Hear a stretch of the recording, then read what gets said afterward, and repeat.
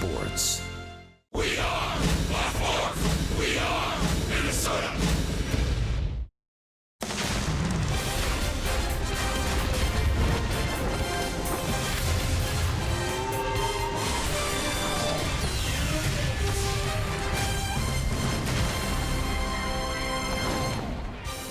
It has been a breakthrough season for Jose Berrios. Since he was called up in the middle of May, opponents are hitting .228 off of him. He's been reliable for the most part and consistent for the most part for the Twins.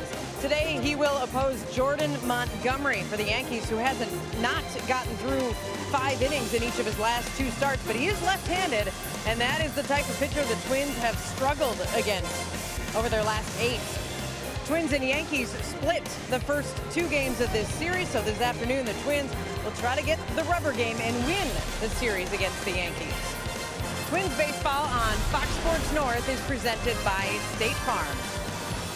A good afternoon from a sunny Target Field. I'm Marnie Gellner. The Twins only have 2 left-handed batters in their lineup this afternoon, Max Kepler and Zach Granite. And that is by design, because today they are facing a left-handed starter. And the Twins haven't won a game against a left-handed starter since the middle of June. And there are some prominent names on this list. Your Jason Vargas, David Price, your Chris Sale. But not everyone on this list is a left-handed power pitcher. I spoke to Paul Molitor today about the Twins' struggles against left-handers, and Molly is well aware of the southpaw struggles. You know, you look at our roster right now, and we do have a fair amount of switch hitters, but, you know, we don't have the right-handed bats to compensate on a given day. Like even today with the lineup, with Buck being out, you know, you're trying to decide who to give a shot, what lefties can maybe handle this guy. So, you know, I think it's more of how our roster is constructed right now that gives us a little more trouble against the lefties. Coming up, Jose Berrios started strong, and he's had a little stumble now. Dick and Bert are next on how Berrios can return to his early season form. It's right after this.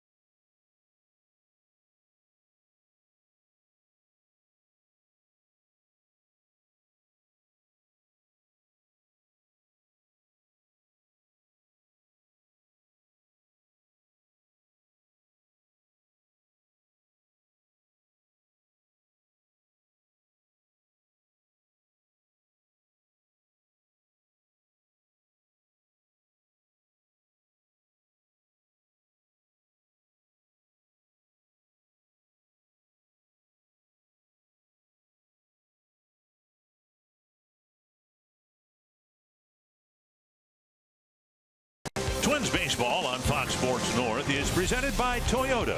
Tested, trusted, Toyota. Toyota, let's go places. By CenturyLink, connecting you to the power of the digital world. By Sanford Orthopedics and Sports Medicine, for the everyday competitor in all of us. And by Jeep, the official vehicles of summer are ready for what your summer brings. Hurry in to your nearest Jeep dealer for the clearance event of the summer. The Twins need to start a pattern of winning series. They got an opportunity to do that here at Target Field, the final game between the Twins and the New York Yankees. They need to start winning series at home. While they have not played well at home this year, their starting pitcher today, Jose Berrios, has been very good here at Target Field. And it is a series finale, a matinee for you. Dick Bremer, Bert Blyleven with you. Twins, Yankees coming up in just a couple of minutes. When Berrios was called up in early May, almost all the way through June, he was one of the most reliable pitchers in the American League, but lately that has not been the case. Yeah, I think Jose Berrios, he's coming off his shortest start of the season against the Astros. He did not have good control of his fastball, and that's one thing we'll keep an eye on. Of course, the first 8 starts, 7-1, very good ERA. His last 4, not very good. Now, he's never faced the Yankees before. He has to establish his fastball. This is a very aggressive ball club he is facing here this afternoon, and it's a day game. Berrios this year, 6-day starts. He's 5-0, so he's got some good things going, some good mojo so far coming into today's day game. Twins want to keep playing good baseball through the rest of July, into August, into September, hoping to qualify for postseason play. Their final game of this series with the Yankees coming up next.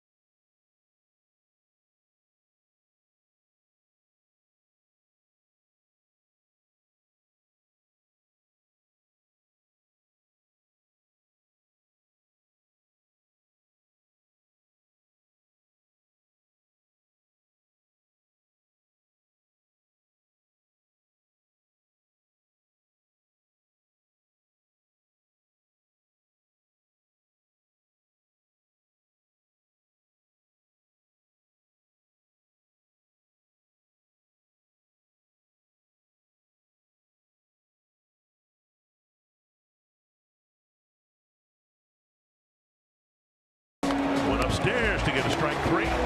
Got him with a slow breaking ball. 2 more strikeouts for Berrios. Strikeout number 11.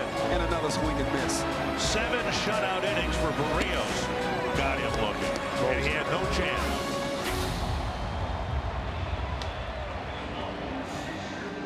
Jose Berrios on the mound for the Twins, hoping to get this Twins team back on the win column here this afternoon. As Bert mentioned, his last start not a good one. In fact, his shortest start seemed to really struggle with his control.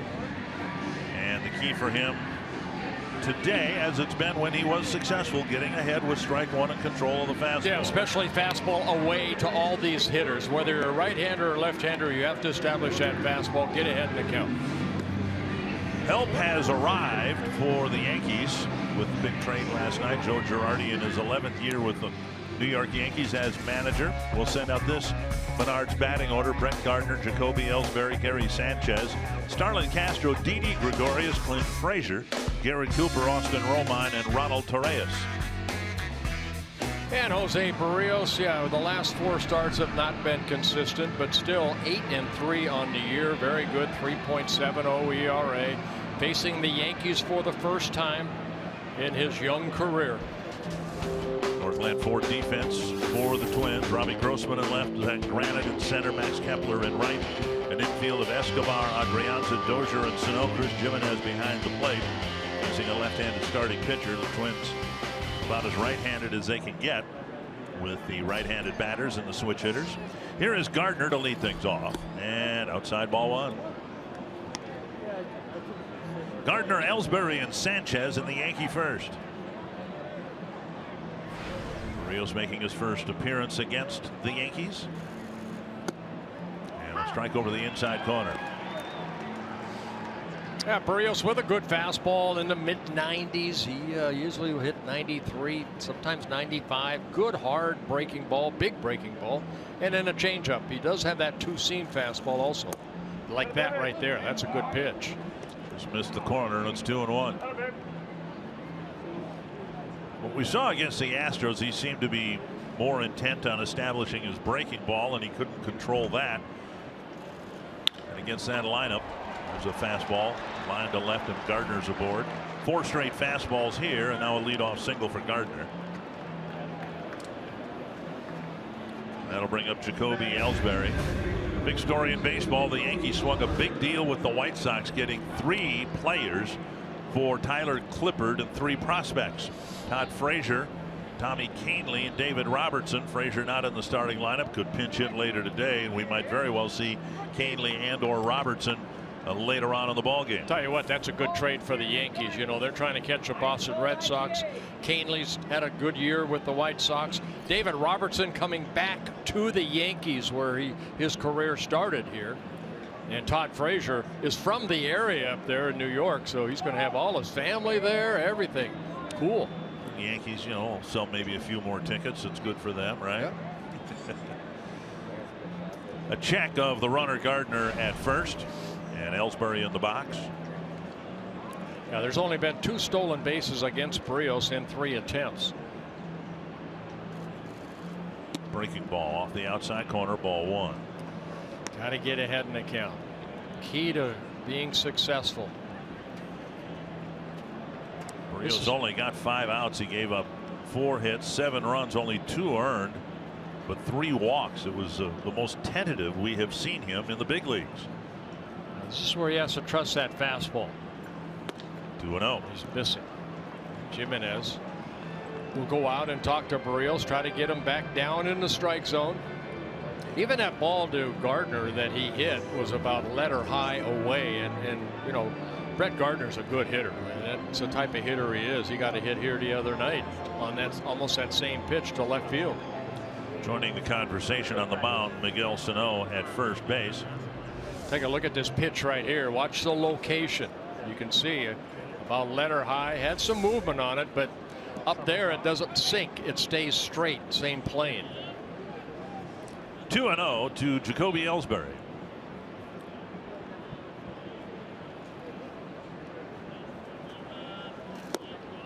There's a strike on the outside corner. We saw it in the pitch to Gardner. Berrios missed the target by about a foot up. Yesterday it was Presley missing his target a foot laterally. Yeah, everything keys off that fastball. I know people get tired of hearing it, but that's the key. Berrios has had 8 double plays turned behind him. But this would have to be a quick double play. Ellsbury very quick. Getting down that first baseline.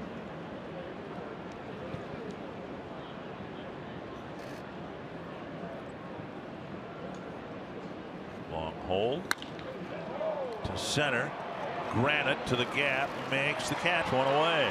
Granite got a good read on that ball, kept slicing away from him, but he and his speed caught up to it. Took a good angle, one away, and now Gary Sanchez. Yeah, granted, playing about straight up, and the ball hit toward left center.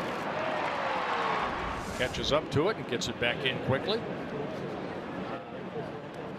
What's encouraging about Berrios beyond the 1-loss record in the ERA, the fact that left-handed batters are hitting only .238 against him, and right-handed batters are hitting only .220. You see a young pitcher coming up, and sometimes they're dominant from one side but not the other, but he's been effective against both righties and lefties, and that will bode well for him in terms of having a long-term future. Yeah, opponents hitting just .228 off of him. Overall, he's given up 9 home runs, 5 to lefties, 4 to righties. Now he gets ahead of Sanchez with Castro on deck. That's what we're talking about right there. Those are really good numbers for a young starting pitcher. You know, as a starting pitcher, I always looked at innings pitched and hits allowed. If you can be underneath as far as hits allowed to innings pitched, you're going to be pretty consistent. And Berrios coming into this game, 73 innings pitched, 62 hits. Then you mix in 22 walks, and nowadays, you know, people pay attention to WHIP, walks and hits per innings pitched. That's a really good number again, with just 84 men reaching in 73 innings pitched. Yeah, he's averaging 2.7 walks per 9 and 8.6 strikeouts per 9. Sano trying to reach Gardner for a tag. They're paying close attention to him, and what you're seeing is one of the reasons why in 73 innings there's only been 3 stolen base attempts. Does a nice job, again, kind of belying his youth. Does a nice job holding runners on. Gardner, a guy that likes to run, 12 stolen bases on the year and 14 attempts. 1 strike to Sanchez. Holding it a little bit longer. Fouled away, now 2 strikes. If you rank the American League teams, the Twins would be a game and a half behind the Yankees. Of course, you're more concerned about the divisional races, but ultimately the American League rankings might come into play because both the Yankees and the Twins might be fighting for a wild card spot.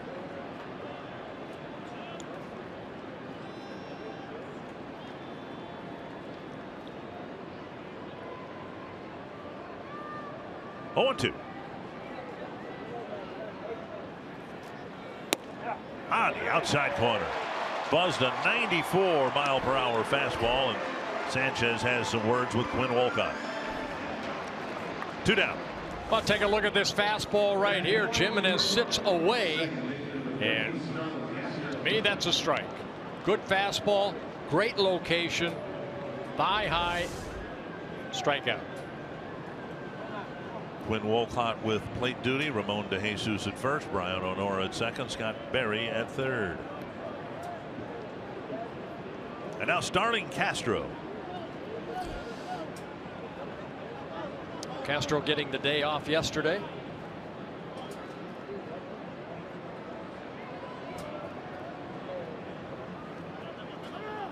Good time call.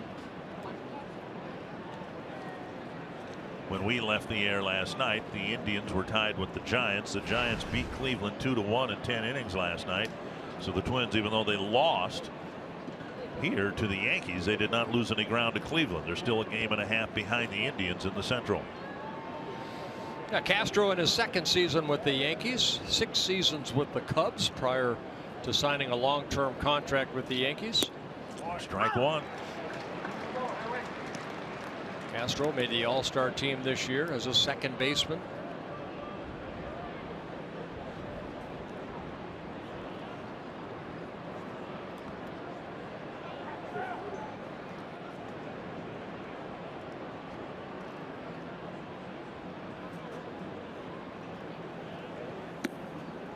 Jimenez with a look up the first baseline, 1-1.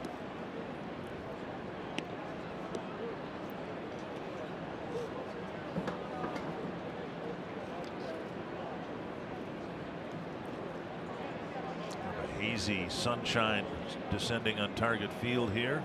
Don't expect any precipitation this afternoon. Twins will have an off day tomorrow before the Tigers open up a series here Friday night.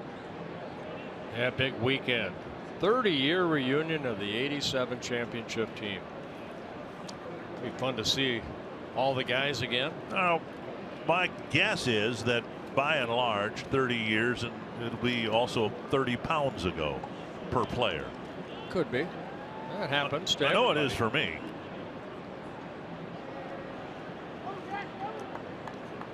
Berrios trying to pitch around a leadoff single by Brett Gardner.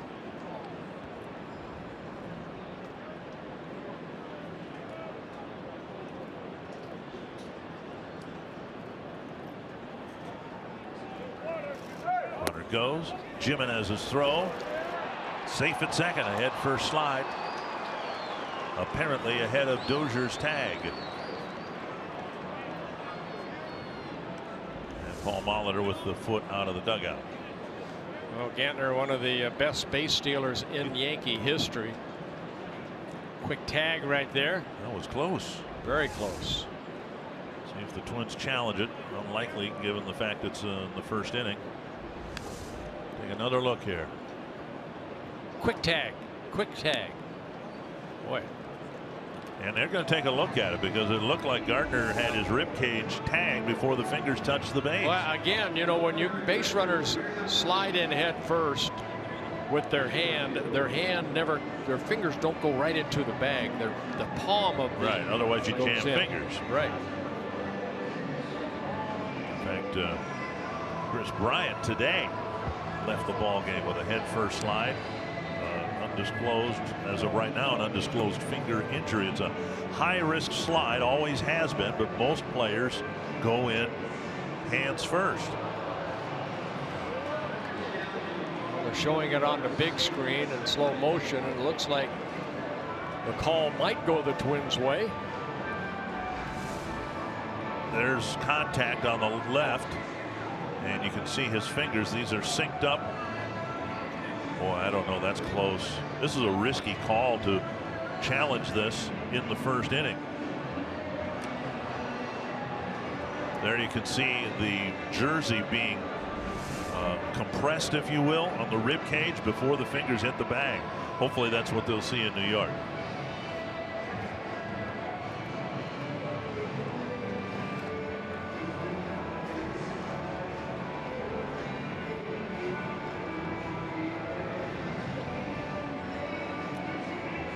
To be enough evidence to overturn the call, which was safe.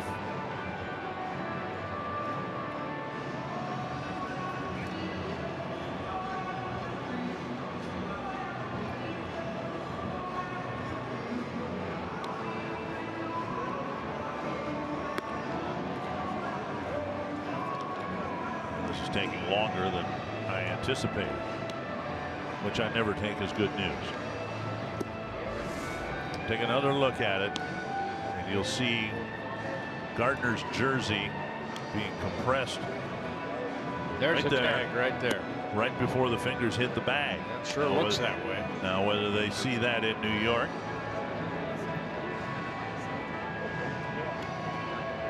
Wow.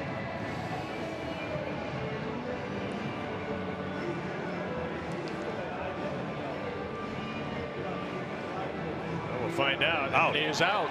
Good challenge for Sean Harlan and Paul Molitor as Gardner is thrown out at second and Berrios faces eventually only 3 men in the inning.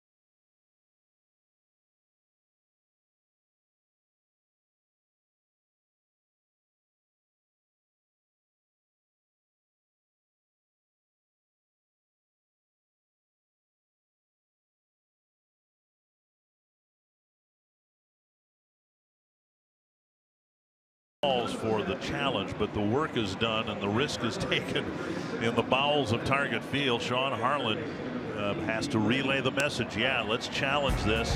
And that was a good challenge, a risk you always take in the first inning. Here's the Menards batting order. Brian Dozier, Eduardo Escobar, Miguel Sano, Robbie Grossman, Max Kepler, Chris Jimenez, A-Ray Adrianza, Jorge Polanco, and Zach Granite. And here this afternoon for the Yankees, it'll be the rookie on the mound, 24-year-old Jordan Montgomery. He has had a very solid year in his rookie season, making his 18th start. 6'6", 225, and he will go straight over the top with his pitches. Northland Ford defense for the Yankees. Gardner at left, Ellsbury in center, Frazier at right, Torreyes at third, Gregorius Castro up the middle, Cooper at first, and Austin Romine behind the plate. And when I talk about straight over the top, watch his delivery. I mean, he comes set at that 6'6" frame and creates a great downward plane angle. Good moving fastball. As his best pitch, probably his curveball. Take a look at his delivery early, stays over the pitching rubber, and then straight over the top, whipping that arm through. 1-0 to Brian Dozier. High fly, right field, retreating a little bit is Frazier. And now playing for a bounce, and he plays the carom. Dozier with a double. And the throw from Frazier all the way to third base. Frazier looked like he played that awfully well because it looked like it bounced off the wall higher than he is. Well, you know, you have that limestone out there that comes out to maybe 3 feet to 10 feet toward right center. And Bryant getting this fastball and hitting it the other way. Frazier went back, and I think he thought maybe one time I could catch it, but then maybe looking at that limestone saying it's going to hit off that limestone. Instead, it hits off the wall, and it's a double for Bryant. And now Eduardo Escobar. His 19th double of the year. Twins simply have to do a better job of converting in situations like this. It's cost them a couple of ball games since the All-Star break already. Leaving man on at third base with less than 2 outs, not taking advantage of leadoff doubles. Well, Escobar's job right here, try to get Dozier over. Get him over to third if you can. If you can drive him in, even better. Don't make an out, but if you're going to make an out, make it a productive out. Exactly. Swing and a miss, and it's 1-1. And even on that swing right there, it looked like he was trying to inside out that ball towards second base. Big hole as Cooper's playing off the line, but Castro, the second baseman, pretty close to Dozier at second, keeping them close.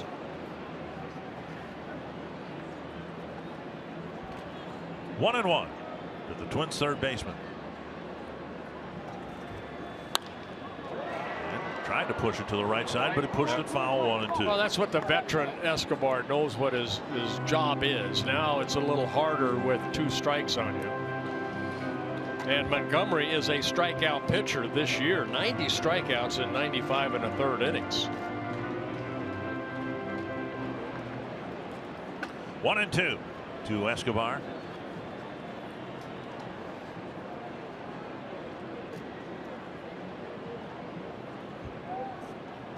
Target is inside off the plate. Escobar got one out over the plate and fouled it back. And Montgomery having a very solid rookie season. He's averaging 2.9 walks per 9 innings, 8.5 strikeouts, almost like Berrios type numbers.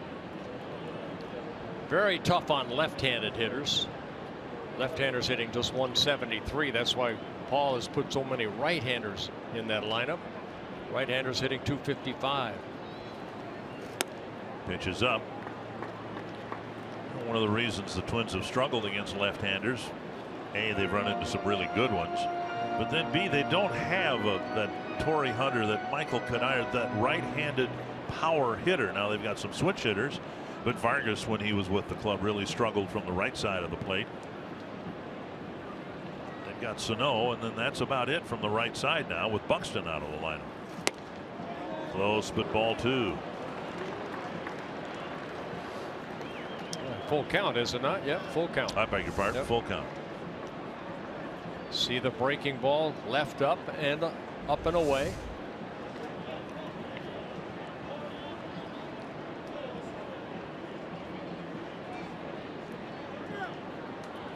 Well, the Twins had better figure out left-handers because chances are they're going to see some good ones on the West Coast road trip.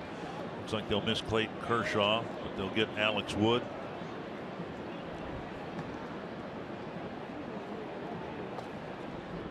Full count to Escobar.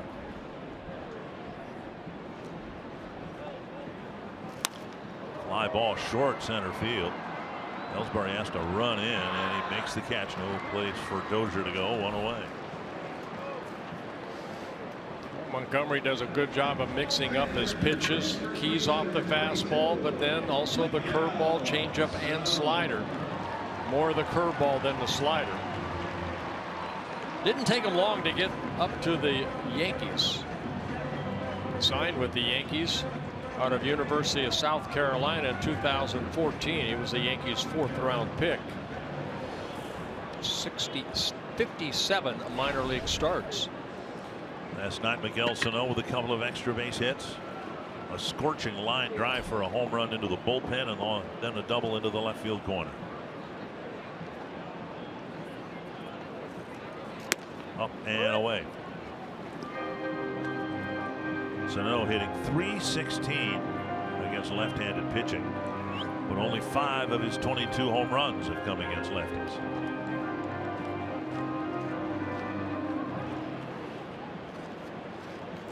Montgomery has given up 14 home runs, 11 to right-handed hitters.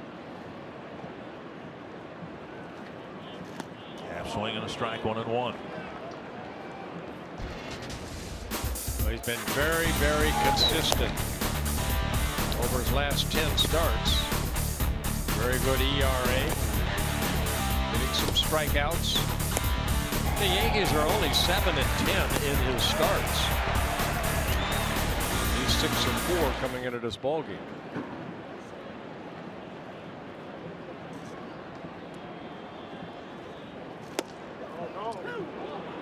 And a high strike called, and it's 1-2.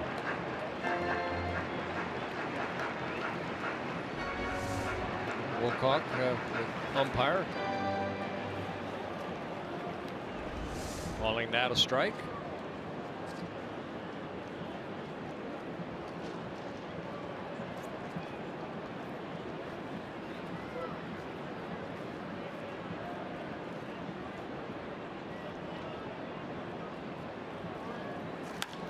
High fly center field.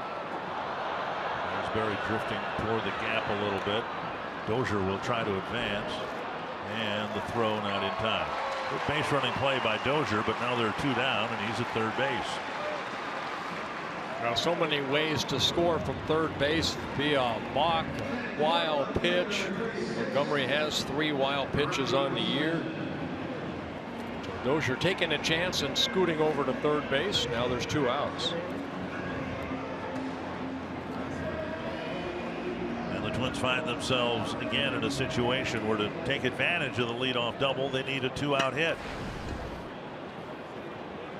Yeah, since the All-Star break, Twins are just hitting .133 as a ball club with runners in scoring position.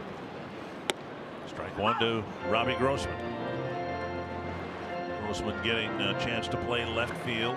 Eddie Rosario, of course, a left-handed batter, is on the bench along with Jason Castro and Joe Mauer this afternoon. 1-1.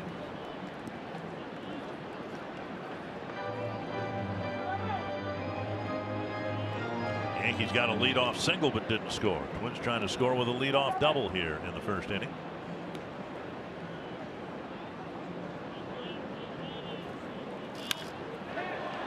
Lunging catch by the third baseman Torres. A soft line drive, and the little man picked it off right before it hit the ground. And the Twins leave Dozier at third base.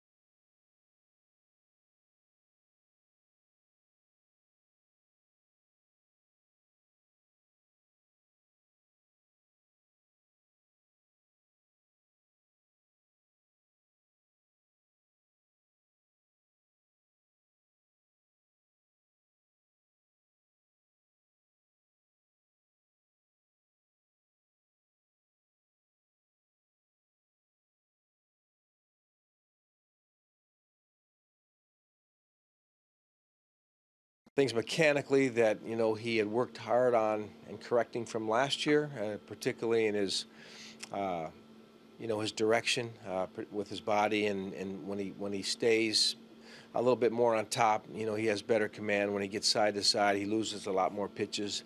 And it's one of those things that can just gradually change little by little, and before you know it, you've gone too far, and you give yourself some problems.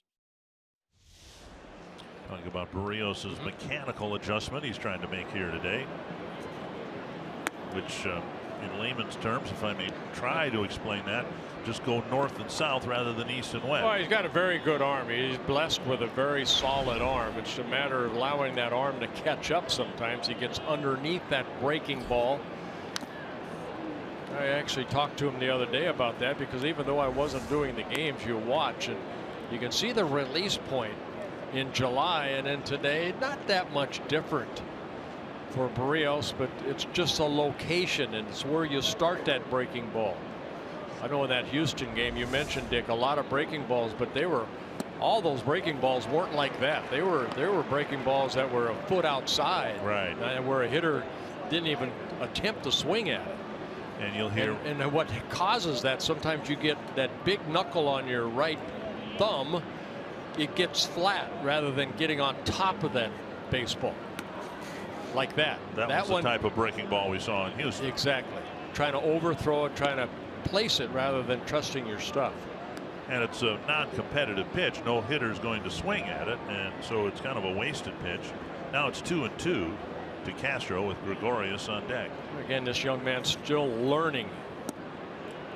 I like his fastball, especially the two-seamer. He tried that inside, down, and in. But you need quick outs. You have to trust your stuff early in the count, so your pitch count doesn't get up to the 80s and 90s after 5 innings. On the ground, Adrianza sidearms it to Sano. Nice play, one away. Yeah, that was a good pitch right there. Let's find Marty Gellner. Guys, we have our car scoop from the clubhouse. Byron Buxton has been on the disabled list since last Saturday with a sore groin muscle. Paul Molitor said today that Buxton is coming along nicely. He worked out today, he felt pretty good, and that the Twins will work on a plan for Buxton possibly coming off the DL when he's able on Tuesday, or eligible. Hector Santiago threw a bullpen session yesterday and felt pretty good. It was concentrating on getting full extension, and he did that without any problems. A promising sign there for the Twins. And Zach Granite has been in center field while Buxton's been on the DL, and Paul talked about Zach Granite's at-bats today, saying that he is just a click off, that it hasn't really been enough of a sample size to get a good measure on it, but Molitor feels like Granite is so close and having just missed on a couple of pitches. Well, thank you. Granite in the lineup, moving down to the 9th spot today, and his last at bat yesterday, a perfect example. He just put a little too much air under his line drive to the gap in right center. Otherwise, he might have tied the game. 2-0 to Gregorius, and now 3-0. Yeah, Gregorius, a good day at the plate in last night's win over the Twins. Couple singles, and he hit the 2-run home run in the 5-run 5th inning that kind of did it in for the Twins. 4-pitch walk. 24 pitches for Berrios, only 11 strikes. You know, I said that last pitch to Castro, this is what, as a starter, you have to trust your stuff. Keep the ball down. Look at the location of this pitch. That's what you want to do, but you want to do it early in the count so it's not a 2-2 pitch. It's an 0-0 pitch. You know, trust your stuff down. Hopefully get a ground ball here, maybe a double play off the bat of Frazier. And prior to this 4-start speed bump, if you will, the pothole, whatever you want to call it, that Berrios has run into, he was doing just that. Back-to-back starts where he went 8 innings. An 8-inning start where he threw 108 pitches, and then the next time 8 innings and 97 pitches. So it's there. The potential is there. That said, he falls behind Frazier now, 1-0. 25 pitches, just 11 strikes. You see Jimenez behind the plate trying to settle him down. Come on, give me a good fastball down and away. See where Jimenez sets up right here. Like a changeup for ball 2. Sometimes you lead with your palm too, and these are little adjustments you have to make out there throughout a ball game. And Jimenez probably saw that too. Hey, you got to work out front. I think if we play that back right there, that changeup, you could almost see the palm of his hand rather than the fingers on top of that baseball. Take a look right here. See him kind of guide that ball rather than trying to throw a changeup down toward the shin guards of your catcher. 6 straight out of the strike zone.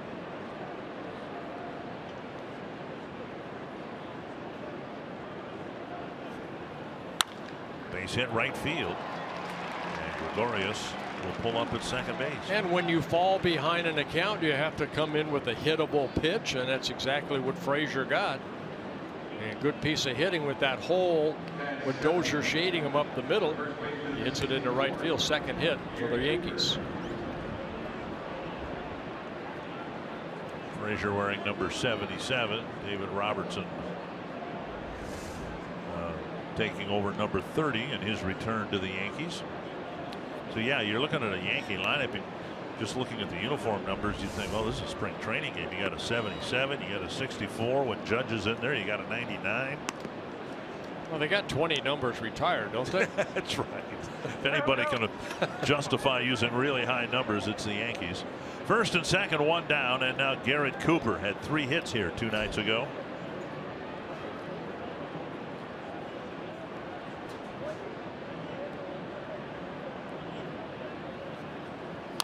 Popped up. Infield fly rule should be called.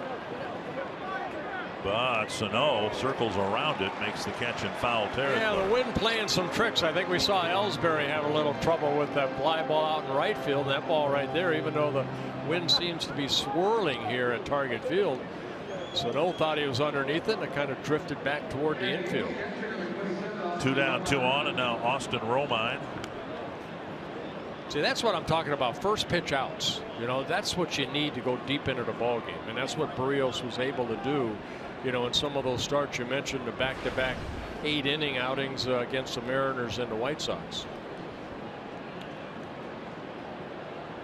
Romine doing the catching and hitting 8th today. First pitch strike over the inside corner.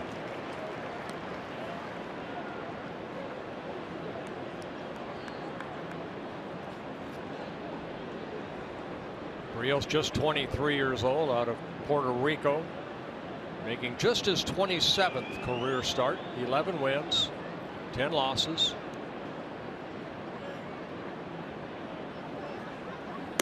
There's the pitch. That's the pitch I'm talking about right there. Good extension, great location. First fastball at 92 over the inside corner. The second one at 94 on the outside corner. That's working out front. You see that? That's a good pitch. That's Jose Berrios when he's at his best. Now ahead in the count.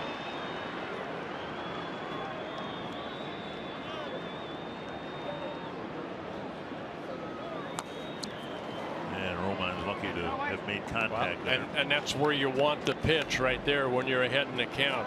Make that hitter chase a pitch down, and exactly where that pitch was.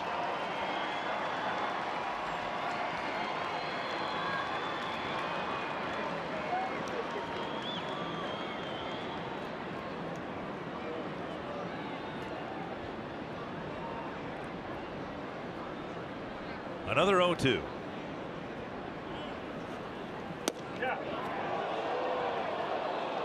And Berrios started toward the dugout. Jimenez tried to frame it and hold it, but Quinn Wilcock would not call it a strike. Pretty good pitch right there. Watch a little bit of movement on this pitch. That's that 2-seamer. It was inside. You think? Yes.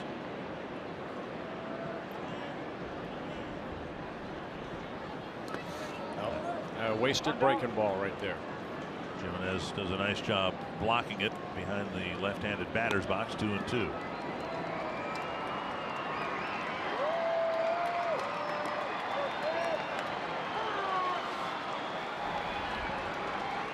Romine, 28 years old, in his 6th season with the Yankees.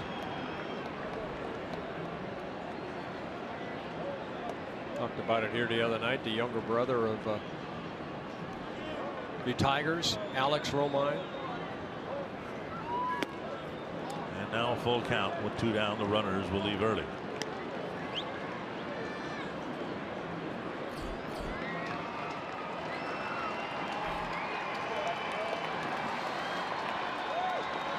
Gregorius has speed at second base. Frazier runs well at first.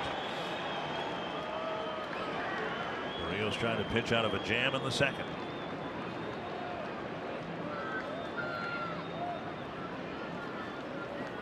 Walked him.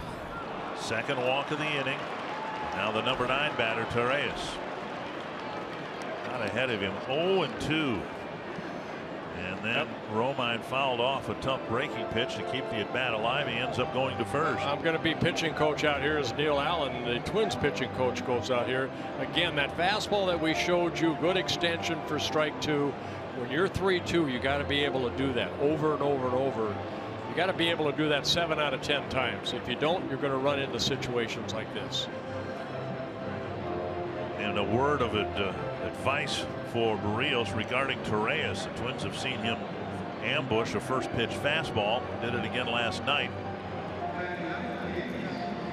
So we'll see what Berrios and Jimenez give Torreyes here. Bases loaded. Torreyes last night. Torreyes 3 hits, 3 singles. 4 at bats. Scrappy little player, utility type player. And a breaking ball in the dirt. He wouldn't chase it. Ball 1. Now you've got to probably come in with a fastball. Pitch count climbing for Berrios.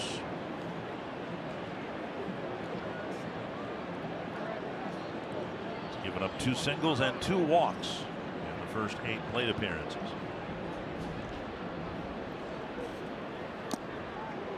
Sinking fastball gets a foul tip. 1-1. See, if I'm Neil Allen, I want him to be just exactly that same pitch right there. I want him to stay aggressive in the strike zone.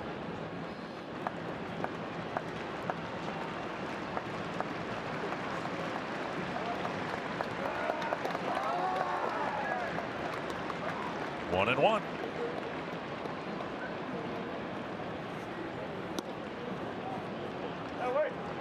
Two and 1. 38 pitches, just 17 strikes for Berrios. And these are the pitch count I was talking about. You know, you get into 80s and 90s after 5 innings. That puts more pressure on that bullpen. Fisted to the right side. Sano's got to scamper back to the bag. He gets there, and Berrios strands 3 runners in the second. We're still scoreless.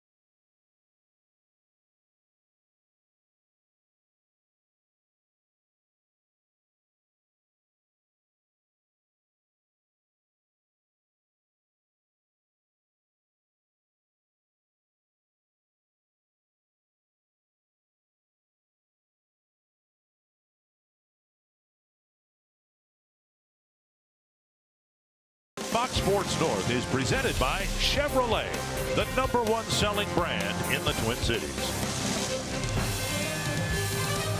Each team with early chances to score. Nothing on the board yet as we go to the bottom of the second, and Max Kepler will lead off the second inning against Jordan Montgomery. Kepler, Jimenez, and Adrianza. Kepler, the only left-handed batter in the lineup. Zach Granite is as well. I'm sorry. 1 strike.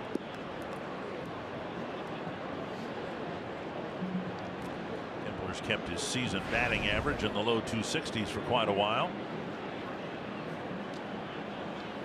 Strike 2. Curveball to get strike 1, then a good fastball down and away to get ahead in the count. Again, left-handers hitting just 171. 7 hits and 45 at-bats coming into today's play against Montgomery. He has given up 3 home runs to left-handers.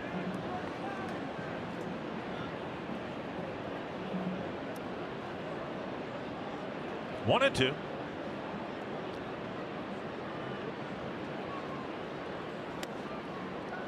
Now 2 and 2.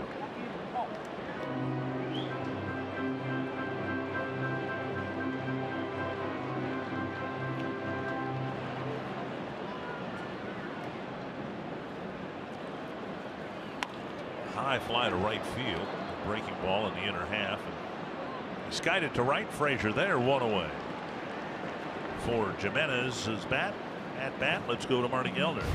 Let's look at our showstopper, which was last night, a superstar showdown in LA between the Angels and Nationals. Bryce Harper and Mike Trout in a game for the first time since 2014. Harper hit a home run in the top of the first. Trout hit a home run in the bottom of the first. In the end, Bryce Harper went 4 for 4 and was a double shy of the cycle. He also scored the go-ahead run in a 4-3 Nationals win. Jimenez to right center field, and Frazier coming in. He won't get there, and right off the end of the bat, Jimenez gets a base hit with 1 out in the second. We'll bring up Adrianza. In that game, Cameron Maybin suffered a right knee injury. He's going to miss at least a couple of weeks. He's been one of the main reasons why the Angels were able to stay afloat in the absence of Mike Trout. Now they have Trout back, and they're going to lose Maybin for a while. Leading the American League in stolen bases. Here's A-Ray Adrianza.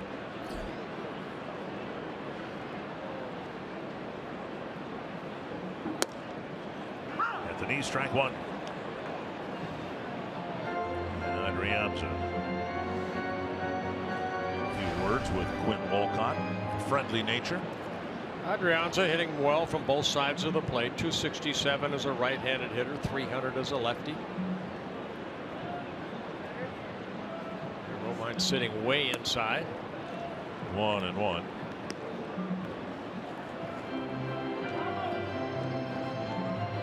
Adrianza, 291 prior at bats with the Giants, parts of 4 years, and he hit only 220. So that he's hitting 292 has been a very pleasant surprise.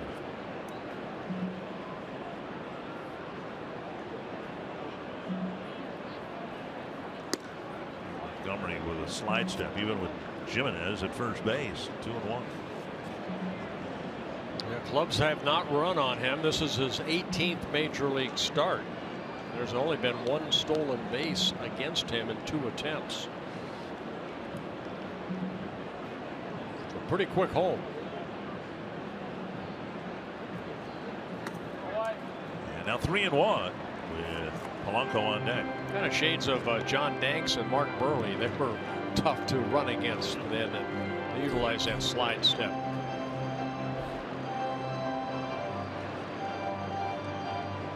Both of them were with the White Sox.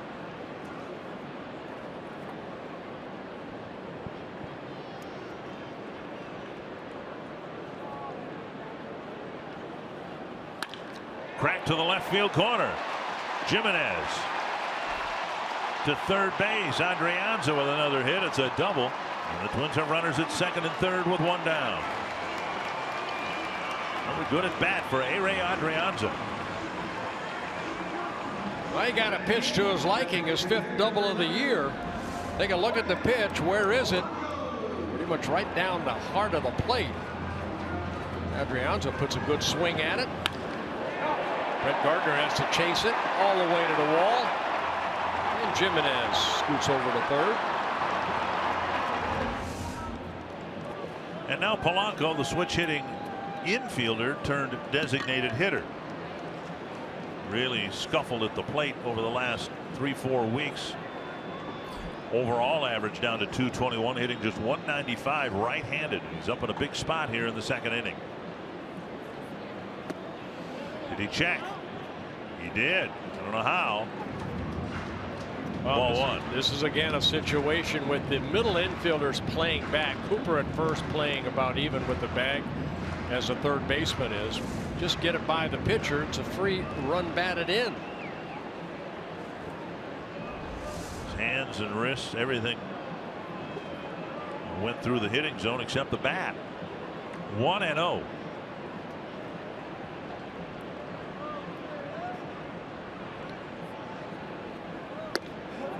Now 2-0, and now Montgomery struggling with his control here in the 2nd inning. He didn't walk Adrianza, but he fell behind 3-1 and threw him a cookie. And hitters like cookies. I like cookies. You Broadcasters like cookies yeah, too. I like cookies. Mine oatmeal raisin.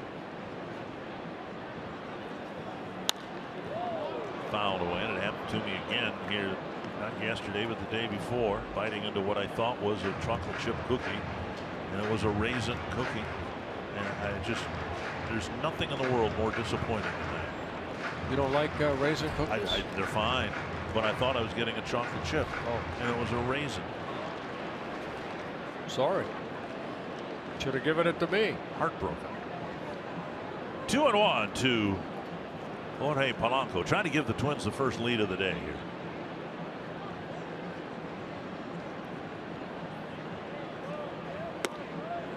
Three and one. Granite on deck. And Montgomery struggling with his control as Berrios has. 31 pitches, only 17 strikes.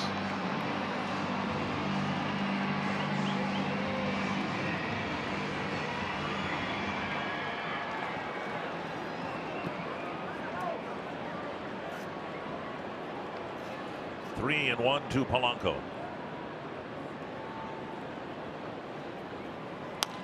Popped up very short right field. Frazier with the catch. No place for Jimenez to go. And now out number 2, and that'll leave this 2nd inning rally up to Zach Granite. That's an opportunity right there, lost by the Twins. That ball right there, that's got to be driven hard somewhere. Instead, he got underneath it and created that pop-up. And now Granite, who's had plenty of opportunities to drive in his first big league run, including a couple opportunities last night, nearly got a bases clearing double late in the ball game that would have tied the game, but Judge was able to track it down in the gap.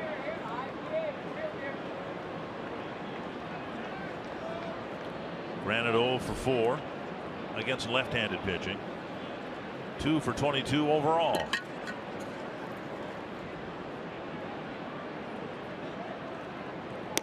Breaking ball over for a strike. As Paul Molitor said, as Marnie reported, manager thinks that Granite is just a tick off. No major mechanical issues to correct at the plate. Well, we see, young kids come up. Of course, these are his first major league at bats. Up the middle and a base hit. There you go. It'll score 1. It'll score 2. Zach Granite delivers a 2-run single against his boyhood team, the New York Yankees. That's a big 2-out hit. You know what? Short, compact swing. We talked about it the last couple days. At least I have, as far as, he doesn't bring the bat back a lot. He's trying to make contact, and that's what he got right there. A pitch that he could, breaking ball, stayed back and drove it right back up the middle. And congratulations, Zach Granite, picking up not only his first run batted in, but 2 in one swing. Well, the First time through the order against Montgomery. The Twins have 4 hits, including Dozier's opposite field double to lead off the bottom of the first inning. Take strike 1.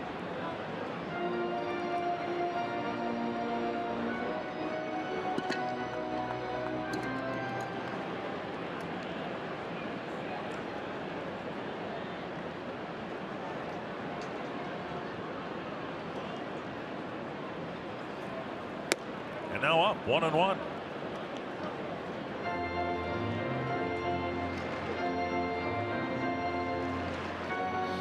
Montgomery's been pretty chinsy as far as giving up runs. The most runs he's given up in a ball game was 5. He's given up 4 a couple times. Other than that, just maybe 2, 3, 1 run.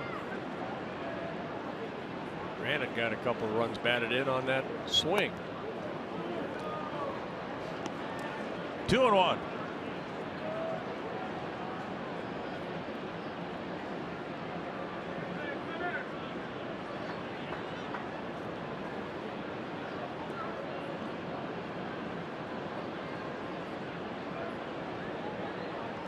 Twins have tomorrow off. Yankees after the game fly to Seattle. They start a series tomorrow night at Safeco Field.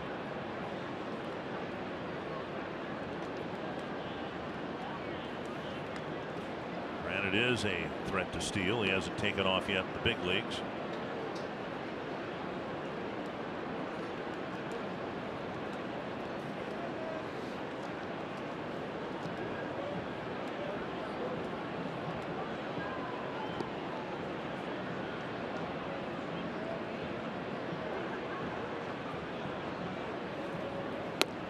Dozier takes a strike 2-2. Don't know that the Twins are too anxious for Granite to take off. Try for his first big league steal against this guy who hardly picks up his front leg. Tough to run against. Granite stole 56 bases in a full season last year at AA in 70 tries. Little bit low, close pitch. Granite will be taking off on the full count 2-out pitch. Where was this?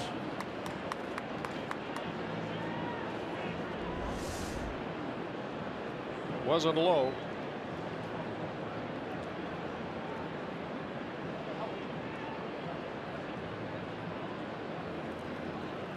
And Dozier takes a walk. Granite to second base. Now 2 aboard for Escobar. Late appearance for Bryan again. First walk for Montgomery. Harry Rothschild to the mound.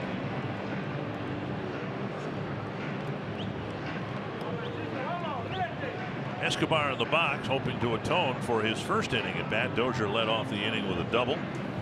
And all Escobar could do is hit a little pop up to short center. He neither scored Dozier nor advanced him to third base.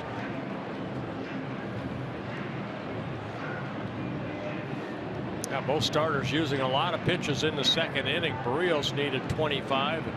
Granite so far this inning 25 pitches. Excuse me, 24. Escobar with 8 home runs, 5 of them from this side of the plate, where he is hitting .320.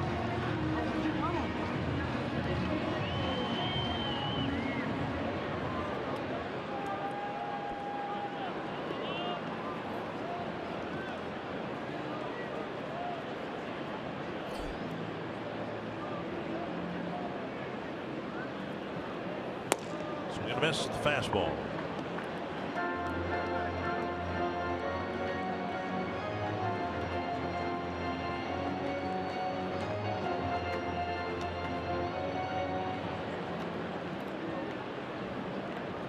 Let's have some speed on the bases, particularly at second base. Granite runs very well.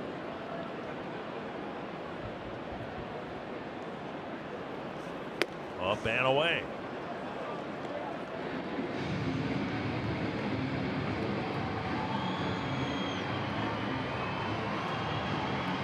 Taking the lead on one big 2-out hit from Granite.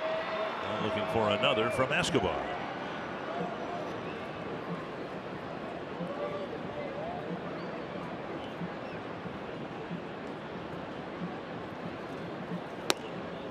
in the outside corner. 1 and 2.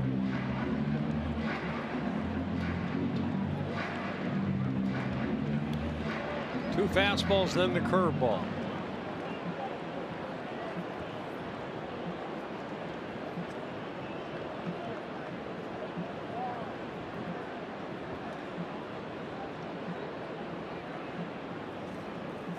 Foul tip. And not held on to by Roman.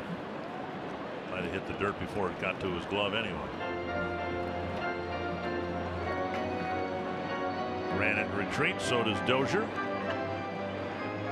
And Escobar will see at least one more pitch. Yeah, it looked like a changeup right here. Took something off. The ruling was that Escobar foul tipped it into the dirt.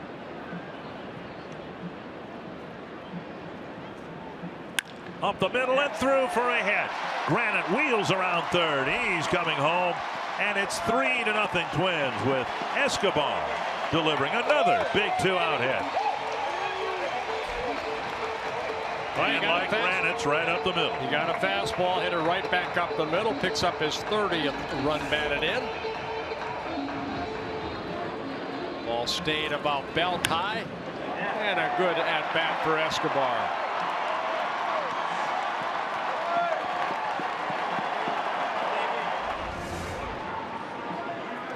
First and second still 2 down, and now Sano hit a fly ball to center his first time up.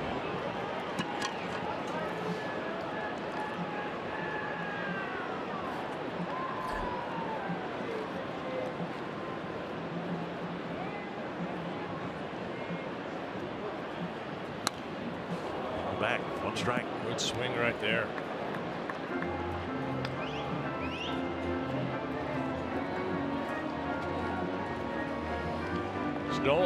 Sano in last night's ball game hit his 22nd home run coming in the 3rd inning.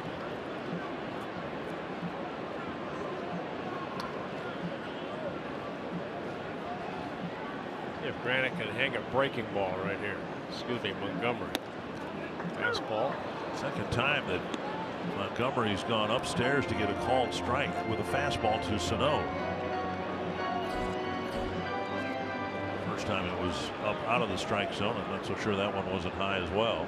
A lot of pitches, 31 so far this inning. 48 in the game.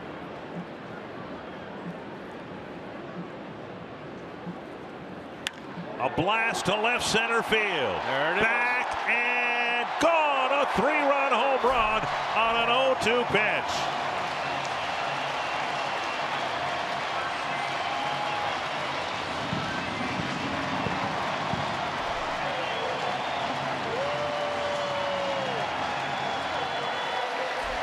Home run number 23 for Miguel Sano.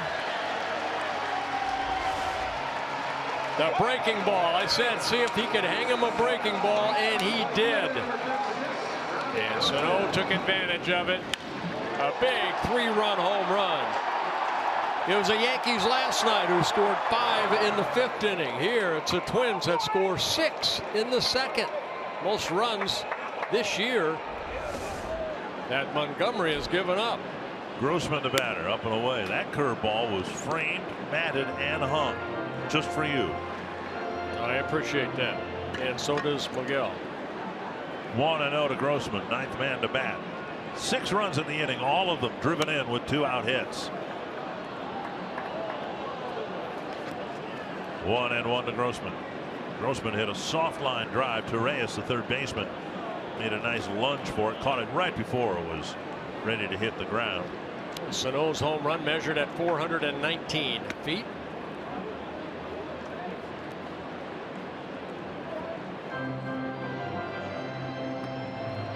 No activity in the Yankee pen.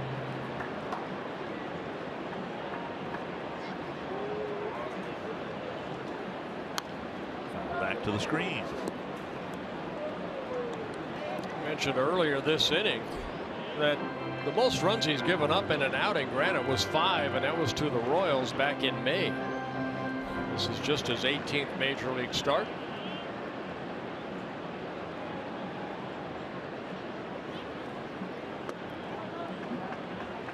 And now 3-2 to Grossman. Kepler on deck.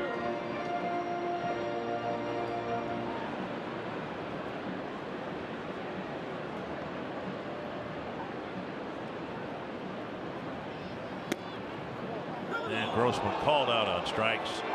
9-man bat, 6 score. Hadn't been many big 2-out hits for the Twins since the break, but the Twins got 3 big 2-out hits in the second inning alone. It's all started with Zach Granite's base hit, Escobar's RBI single, and then the big 3-run home run by Miguel Sano.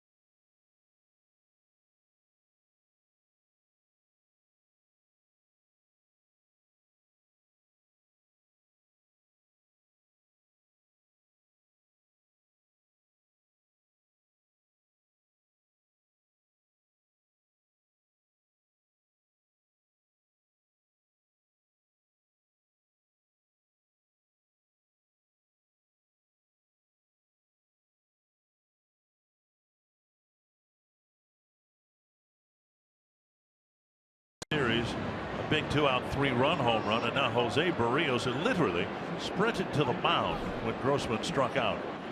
He's anxious to pitch here in the third inning with a 6-0 lead. You know what? 6-0 lead. Now you attack even more. Trust that fastball.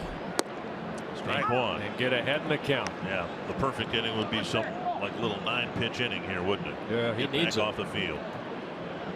14 pitches in the first, 25 in the second. Yes, he needs a quick inning here. Strike one to Gardner, who singled and was thrown out trying to steal in the first inning, and there's strike 2. Good change up there.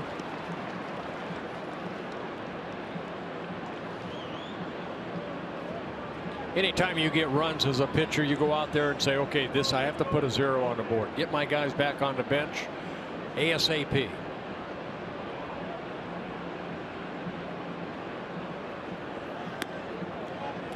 Missed 1 and 2. The Todd father, Todd Frazier, is here. Flew in from Chicago along with David Robertson and Tommy Kahnle. 1 and 2 to Gardner. Chip to the left side, and Escobar there to catch the soft line drive, 1 away.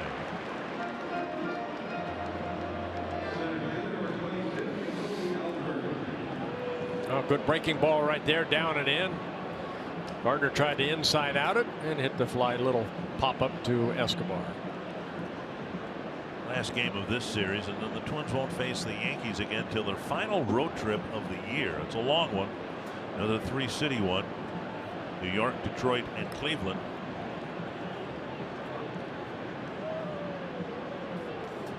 Here's Ellsbury, hit a fly ball to Granite, his first time up. First pitch strike. Just what the doctor ordered. 6 of 12 now, first pitch strikes. Faced Castro twice in the first and second. Fouled away. His tempo, his demeanor is just so much better than it was in the second inning.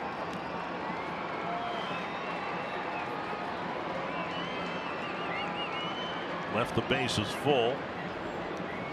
A 3-2 pitch, he got Torreyes to ground out, leaving the bases full, and now the next pitch he threw was he's pitching with a 6-run lead.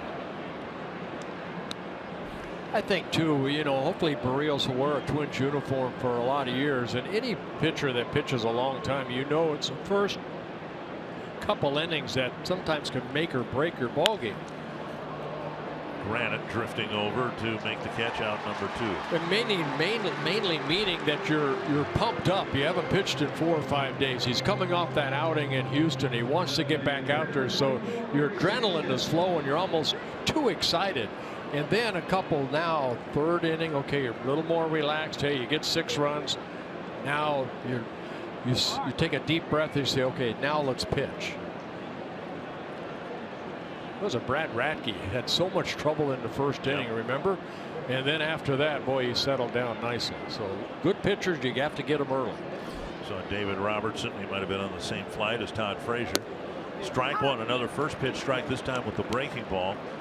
And then too, we tend to forget this guy on the mound is just 7 weeks away from his 23rd birthday. As composed as he looks as talented as he is, he's still awfully young. Dribbler off the end of the bat. Quick inning. And what, 8 pitches in the inning, and the Yankees go down 1-2-3.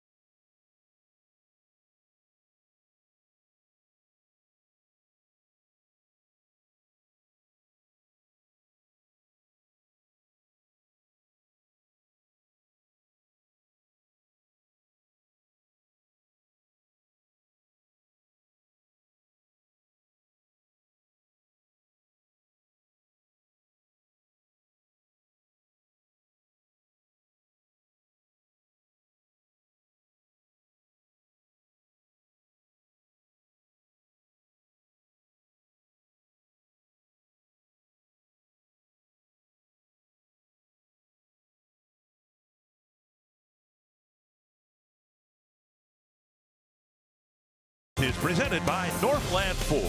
Visit buyfordnow.com and your local Northland Ford dealer today. By Grand Casino, the best stories start here. And by Menards. Save big money at Menards on all your home improvement needs. Twins leading comfortably, but it's just the 3rd inning. 6-0. Max Kepler will lead off the Twins 3rd against Jordan Montgomery. Kepler takes outside, ball 1. Well, you know what Berrios' 10-pitch 3rd inning did too. I got Montgomery back on that mound very quickly after he threw 38 pitches in the 2nd. Outside again, 2-0. Kepler led off the 2nd with a fly ball to right, and then Jimenez on the next pitch hit it right off the end of the bat, dumped a single to right. Before the inning was over, the Twins had 6 runs on the board. Big swing and a foul, 2-1.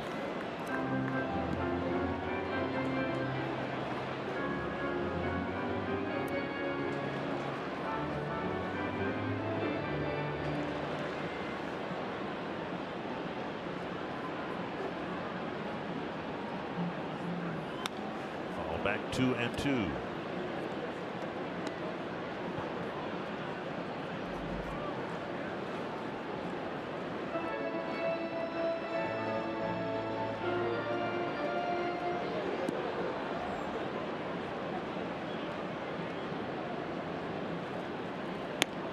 Call 3rd strike. Kepler as unconvinced as Grossman was that it was a called 3rd strike. 1 down. Let's go to Marty Gellner. Dick and Bert, the Twins have lost 8 consecutive games when they faced a left-handed starter. In fact, the last time they beat a lefty was June 15th against the Mariners and Ariel Miranda, and the Twins got 10 hits and 6 runs off of him in 4 innings. Paul Molitor talked about this before the game, and he really said the roster for the Twins right now is not constructed that way. That's what he thinks the biggest struggles are coming against lefties. And I asked him if it maybe is getting in the team's heads at all, going 8 straight losses against a left-handed pitcher. And Molly said not at all. He thinks because the approach has been good, the results just haven't been there until now. I think the streak against left-handed pitching is going to end today, guys. Yeah, you know what, Marty, thank you very much. I think sometimes if you ask a player, say ask Brian Dozier, you know, what's your record against left-handers over the last, 8 starts? They don't know. We know because we have numbers to show it, but I guarantee you half the team doesn't know. Jimenez skies one to right and staggering under it a little bit. Frazier makes the catch, 2 away. That'll bring up Adrianza. Adrianza with a big double to help the Twins toward that 6-run second inning. Got Jimenez to third base. Polanco flied out, and then the Twins went single walk, single home run, and had their 6 runs.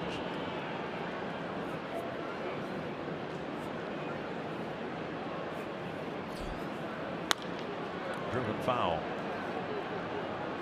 Adrianza's nice season should be highlighted with the fact that he had to deal with an abdominal issue in the middle of the season. Had to go on the disabled list. Has come off of that in fine shape.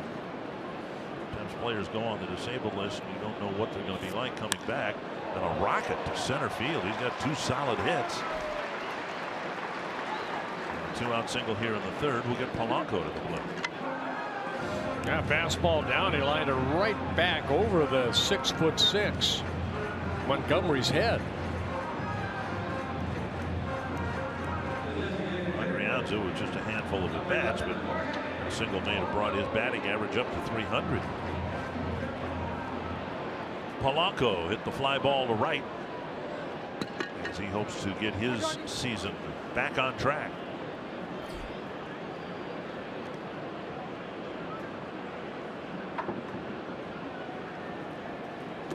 Taken low, ball 1.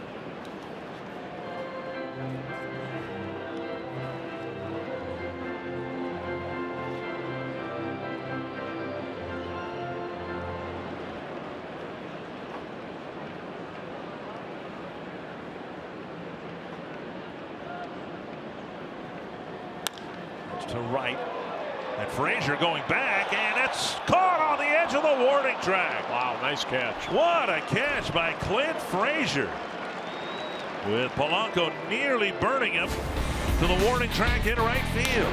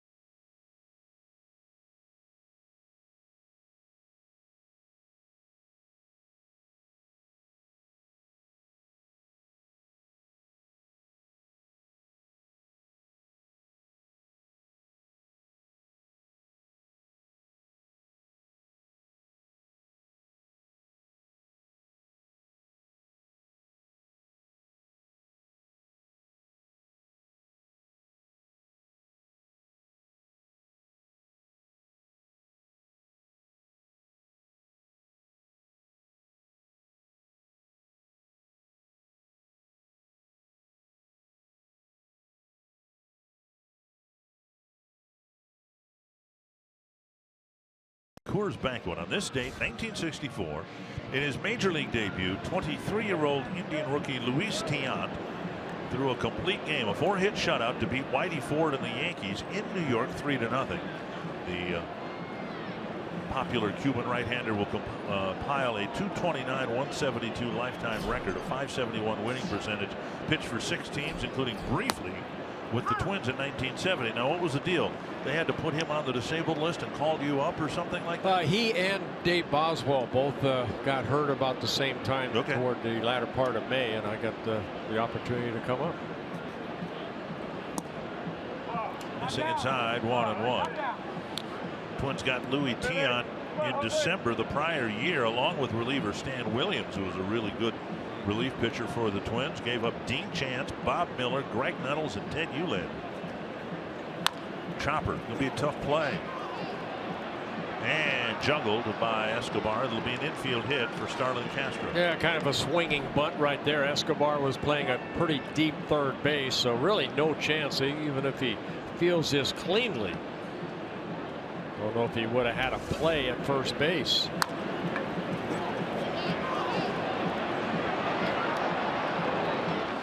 So third hit for the Yankees. This is an infield hit. DJ Gregorius drew a walk his first time up.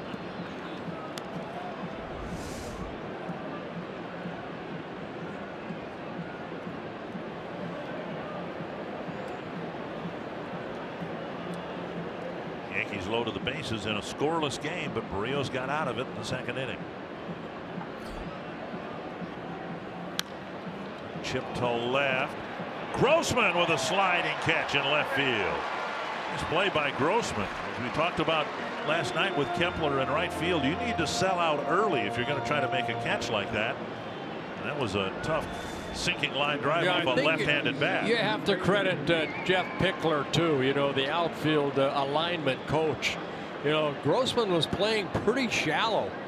So maybe the scouting report on Gregorius, if he does hit it the other way, he doesn't take it deep. He takes it more of a little blooper. So Grossman was playing perfectly. So, but a nice catch. It's Clint Frazier, who singled to right field his first time up.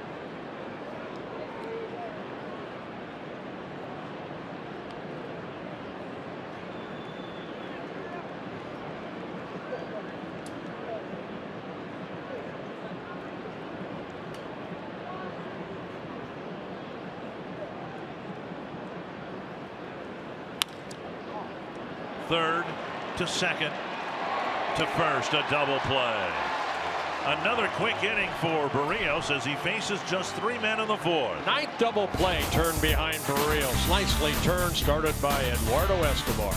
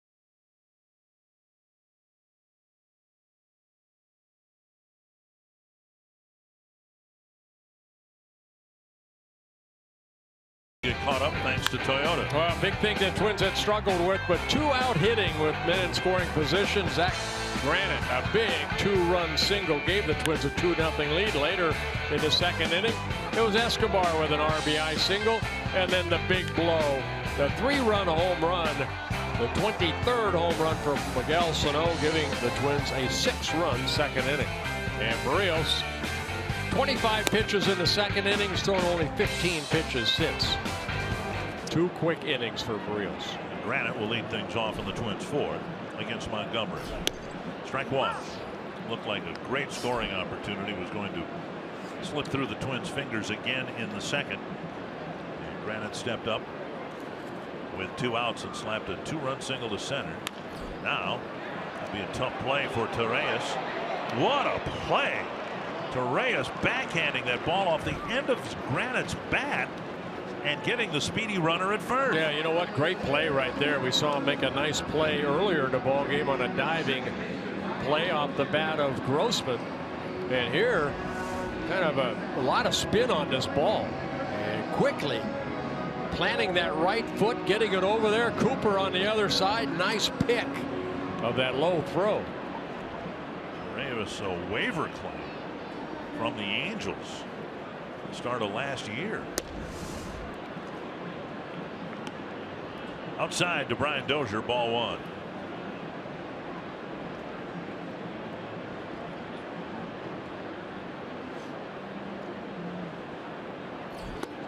Swing and a strike.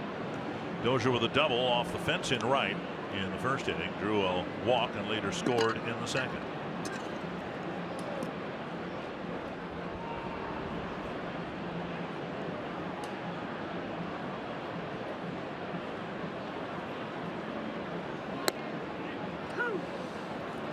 You know, after you give up 6 runs like Montgomery did in the second inning, they hope that he can get maybe 5 or 6 innings out of this lefty, kind of taking some of the burden off of those guys in the bullpen.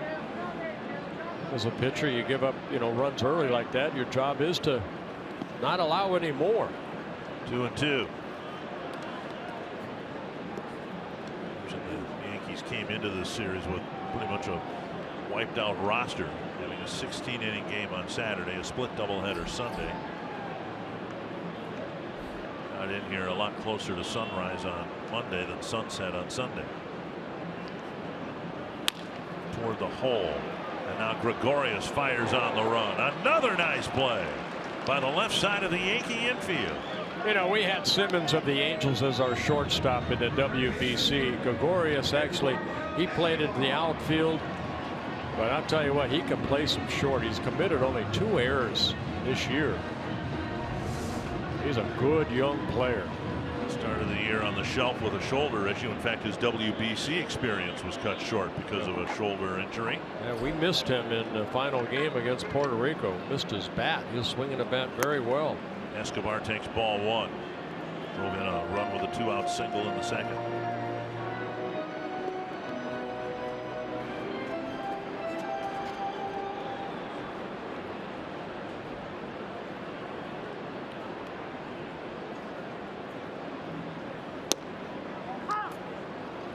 One and one.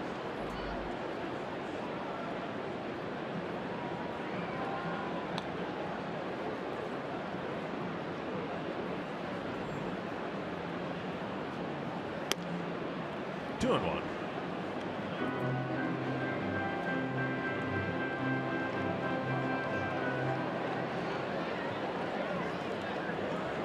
Beautiful summer afternoon here at this beautiful ballpark. 2-2. You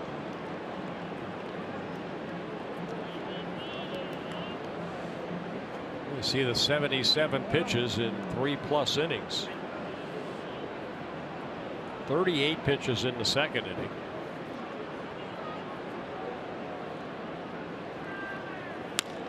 It's hit deep down the left field line, but a foul ball.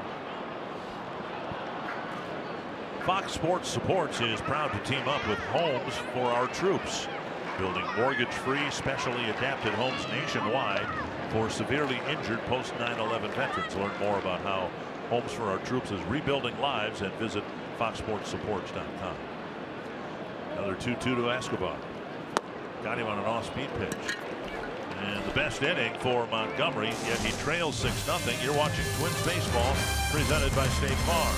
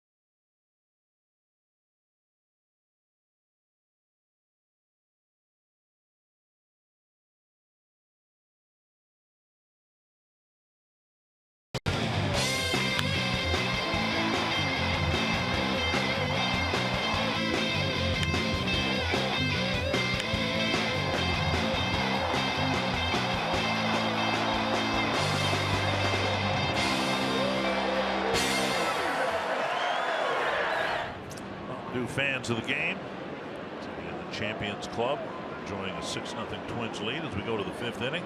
Oh, nice seats. Bottom third of the lineup for the Yankees, including Garrett Cooper. Mentioned the Twins won't face the Yankees till the middle of September. I'll be curious what, if anything, they do with their first base position. They like Garrett Cooper. They just acquired him in a trade from the Brewers. There's a check swing and a strike.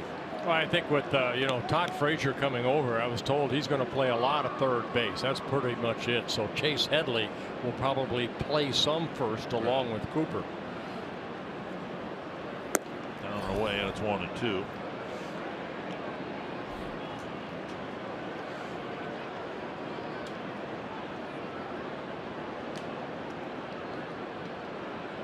Some first baseman will be moved, I suspect, before the end of the month. Eric Hosmer. If the Royals don't start playing better, they may switch back into sell mode.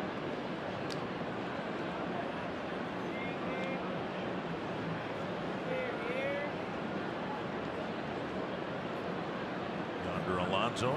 Swing and a miss. Berrios came inside, got a strikeout. Good changeup right there. Berrios picks up his second strikeout. He's settled down nicely since that second inning. Fox Tracks presented by Jeep. Just change up right here. A little movement. Ball inside, but aggressively Cooper swings through it. And now Austin Romine.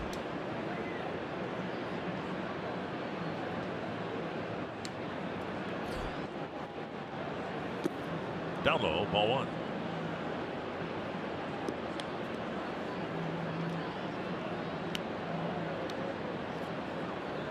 Indians and Giants wrap up their series. Game will get started in about an hour out at San Francisco. Indians announcing today that Corey Kluber's got a neck issue, so his start Friday has been pushed back to a yet to be determined day. Well, the Dallas Keuchel also with that neck injury. It's going around, huh? I think it's the seams on the baseball. That's what I think. Dozier. What a snag by Dozier! Almost a snow cone.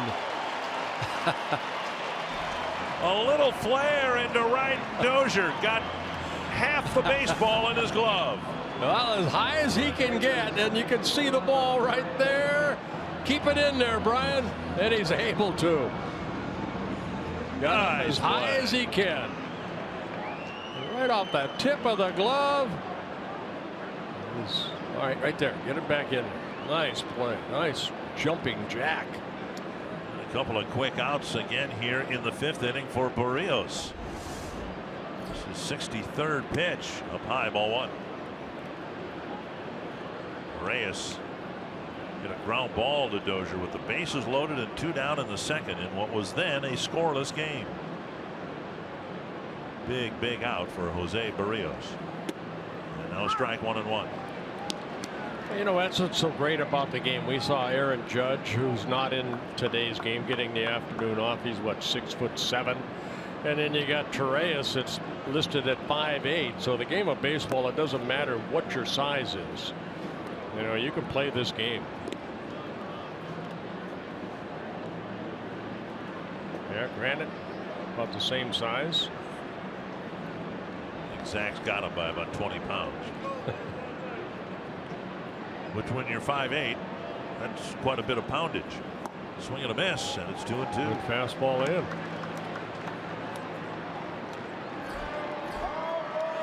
Well, 25 in the 2nd inning. That's been it ever since he got that 6-run lead. He has been lights out. Aggressively in the strike zone. Just missed the corner. And now it's 3-2. 2 walks issued by Berrios, both of them coming in the 2nd inning.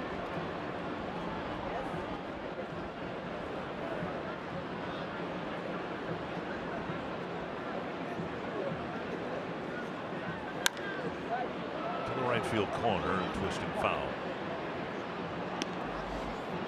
Torreyes out of Venezuela. Had some time in the big leagues prior to coming here to the Yankees with the Dodgers in 2015. 2nd season with the Yankees.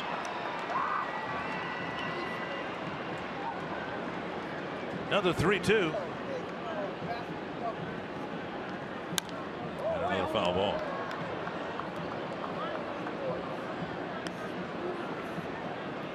'70th pitch of the afternoon for Berrios, and it might be the one that wraps up his 5th inning.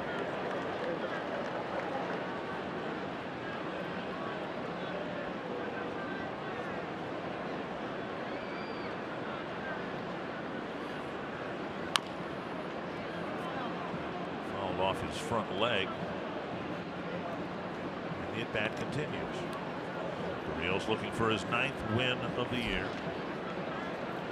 Irvin Santana leads the team with 11.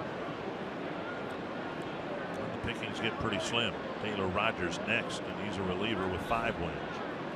Kyle Gibson with 5 wins.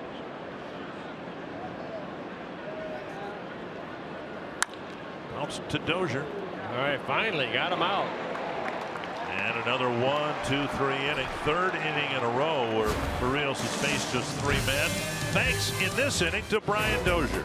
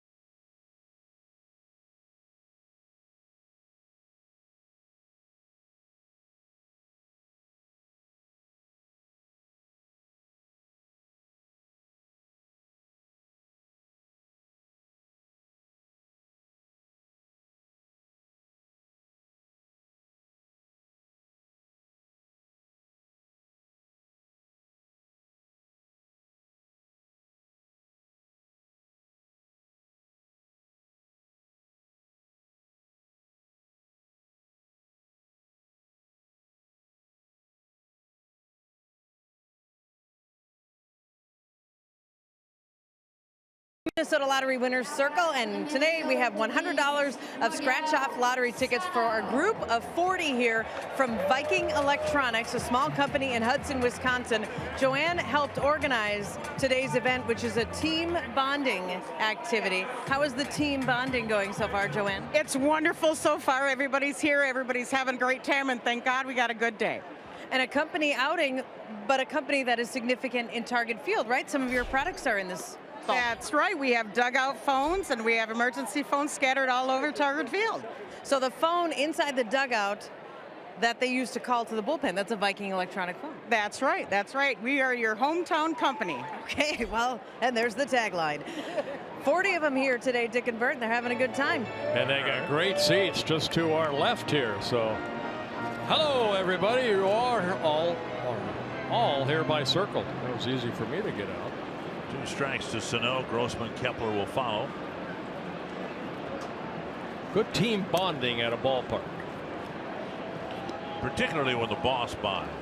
You know, it's everybody's a team player when the boss buys the tickets and the beverages and the food and all that.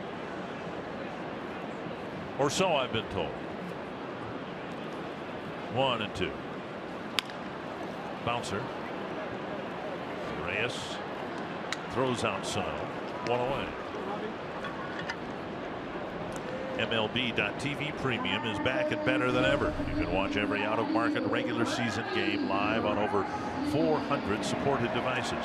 Plus, get a free subscription to At Bat Premium, the #1 app for live baseball. Blackout and other restrictions apply. Visit MLB.TV for details. Good job. Good changeup right there by Montgomery. Had Sano way out front. Remember, it was a hanging breaking ball that Sano hit out in the 2nd inning with that 3-run home run. Grossman takes low. Before we get a little deeper in the ballgame, we want to say happy 62nd birthday to Paul Sampson. Yes, we do. Yep, Sampson family, a big part of the success of the Twins fantasy camp, led by Pops Kurt Sampson. Well, they bring about 10 family members down. No, they just keeps growing. Grandfather, kids, and grandkids. And it's the 3-generation effort by the Sampsons. 1 and 2 to Robbie Grossman.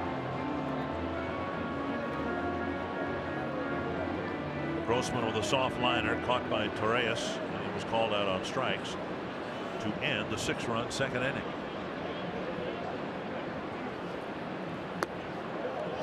Two and 2.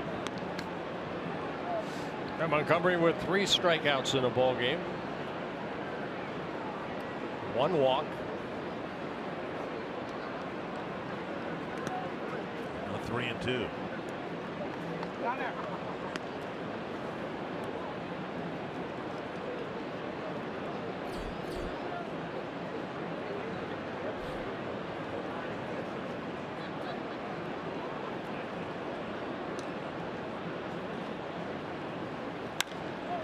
Lifted to right, playable for Frazier. 2 down. That'll bring up Kepler. Mentioned that the Twins have an off day tomorrow, then the Tigers come to town. The Tigers are in Kansas City, and they're playing awfully good baseball right now. Even the nice game last night after they found out J.D. Martinez had been traded to Arizona. But they're sending Justin Verlander to the mound tonight in Kansas City, and tomorrow Michael Fulmer is going. So the Twins will be taking on the Tigers and not having to face their top 2 starting pitchers in the series this weekend. Now, it's just a coincidence, isn't it, that they're going to be honoring you guys who won the '87 World Series during a weekend when the Tigers are in town? That's just a coincidence, isn't it? Well, they picked the right time. Kepler takes a ball 1-1. And again, I can't believe it's been 30 years already.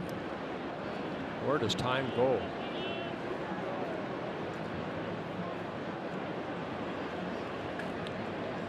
One and 1. And Kepler with a liner to left. Coming in to make the catch is Gardner. And now 7 in a row set down by Montgomery. You're watching Twins baseball presented by State Farm.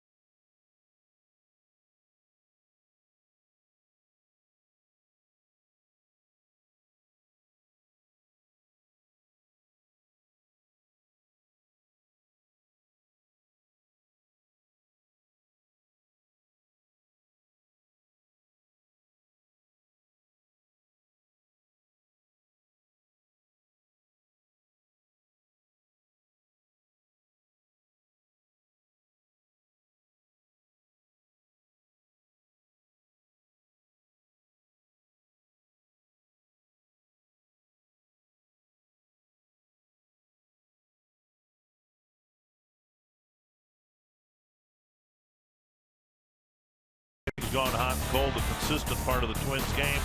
The defense, and again, our State Farm combination, the wonderful defense that the Twins have played in this series. All right, you win close ball games because of good defense. It comes a combination. They go hand in hand. Good pitching, good defense. A lot of times will win you ball games, and the Twins have shown very, very good defense throughout the season, not only in this series. I'm glad you brought that up because I don't think we've emphasized it enough. The Twins in 1- and 2-run ball games. We know about the blowout games that they've had and the ugly games. There have been too many of those, to be sure. But the Twins are 24-12 in 1- and 2-run ball games. That is outstanding. 1 strike. And now 2 strikes to Gardner, leading off the Yankee 6th.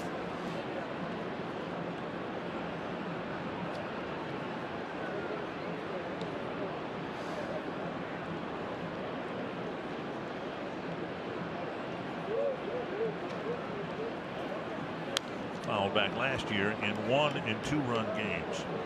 The Twins were 27-48. Quite a turnaround. Instead of winning 1 out of 3 of those, they're winning 2 out of 3 of those, and that can explain why this Twins team has been above 500 almost all year long. 2 strikes and pitch taken low, 1-2. A changeup missing low right there. Pitch count is back in order for Berrios, 75 of them. You know what I've noticed since he got that 6-run lead, we don't see a lot of breaking balls. It's basically fastball changeup. There's a fastball right there taken for strike 3. So 3rd strikeout for Berrios. And that'll get us to Ellsbury with 1 gone in the 6th. Well, Gardner definitely looking for something else because this fastball's right there. See, Jimenez didn't have to move the glove at all. 1 down, and now Ellsbury.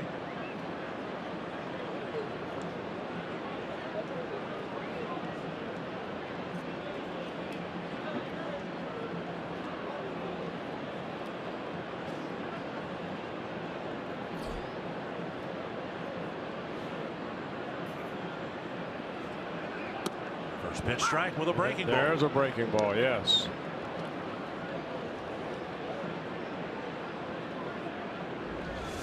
Nice and easy. Get it over for strike 1. A wide 1-1. That's where a curveball can be almost like a changeup. That type of mode, just nice and easy. And when you get 2 strikes, then you tighten it up a little bit, maybe get the strikeout.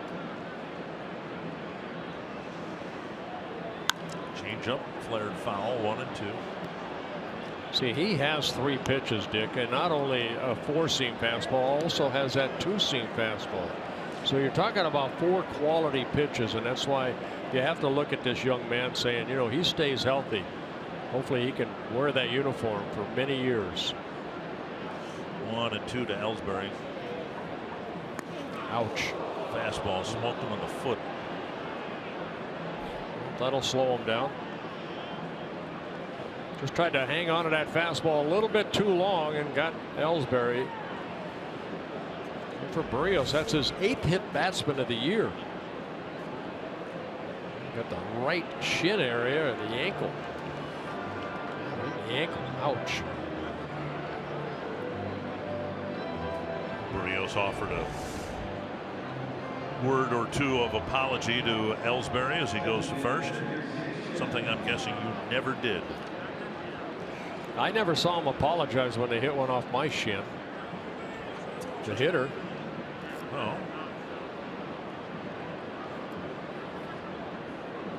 Runner aboard, 1 down, and now Gary Sanchez.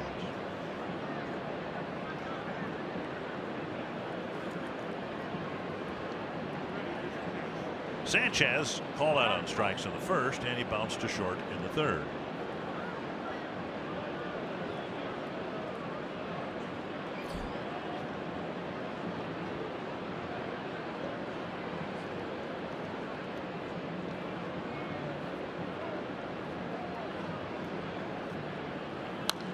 Popped foul into the seats, 1 strike.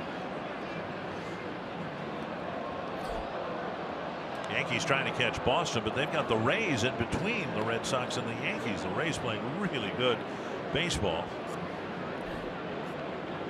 They're playing the best baseball in that division. They've won 7 out of their last 10 ball games. In that 10-game stretch, that's the best in the American League.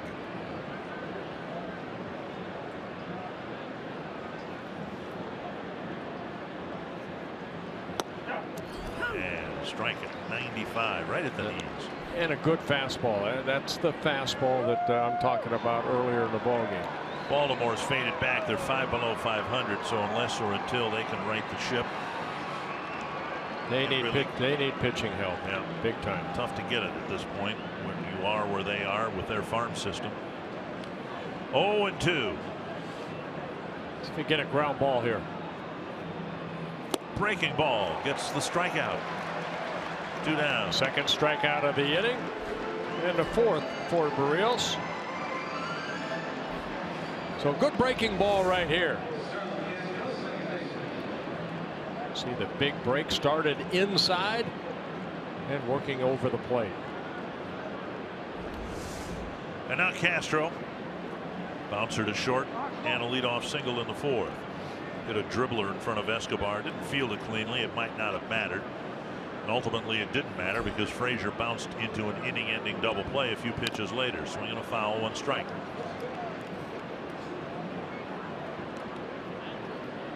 Played a good ball game here today. Had a lead early last night. Ended up giving up a big inning, but today they struck for the big inning with 6 runs in the bottom of the 2nd inning.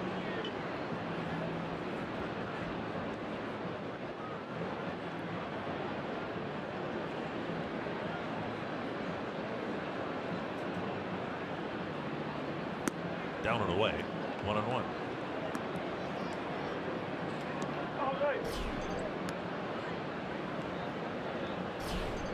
This is the type of game we saw from Berrios through May and into most of June.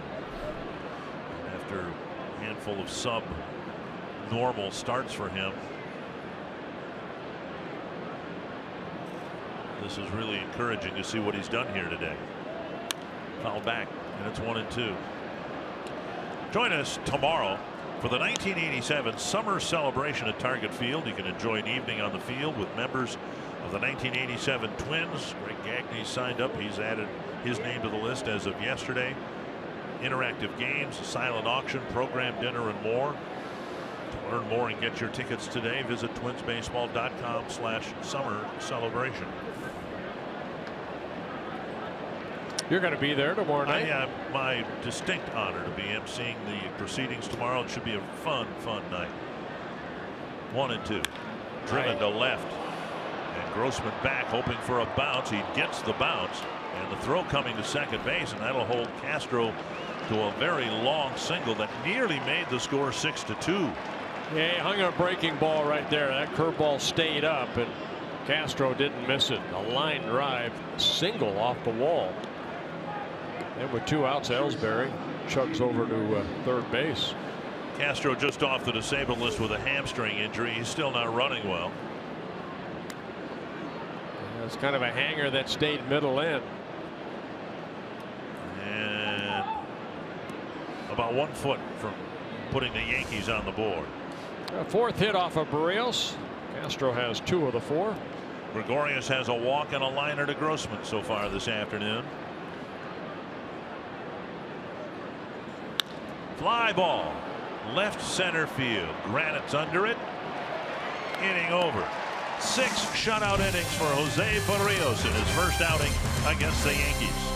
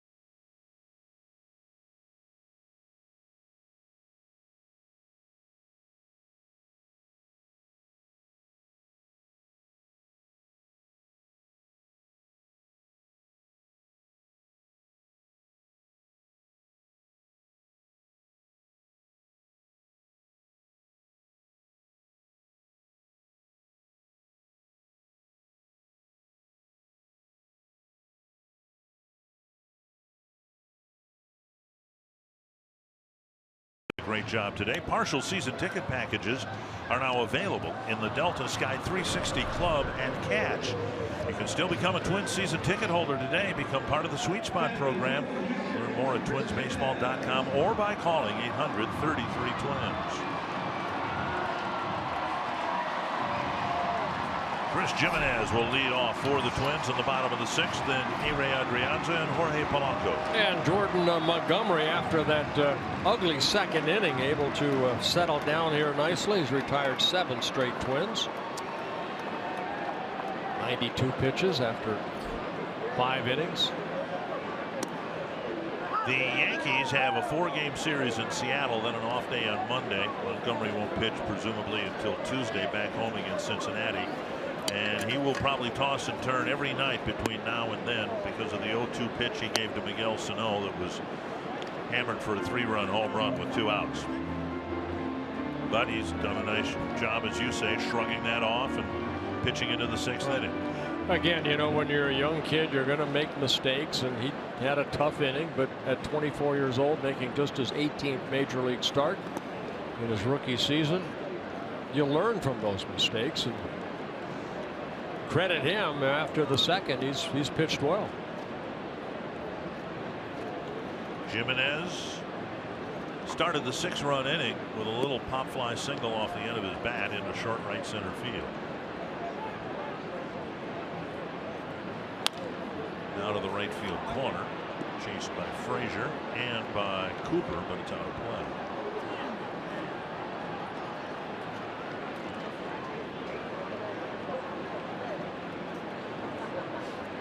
Finally some activity. Chad Green getting loose. Montgomery closing in on that 100 pitch count.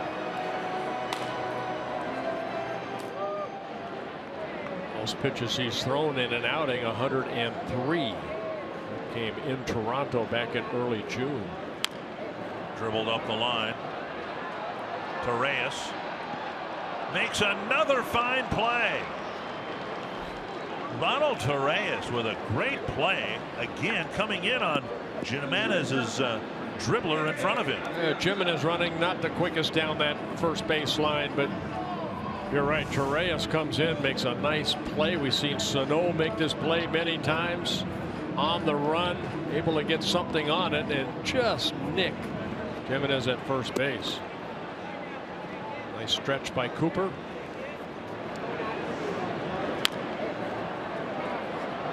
It's all out. Adrianza, the batter, 2 for 2, and now his batting average is .313.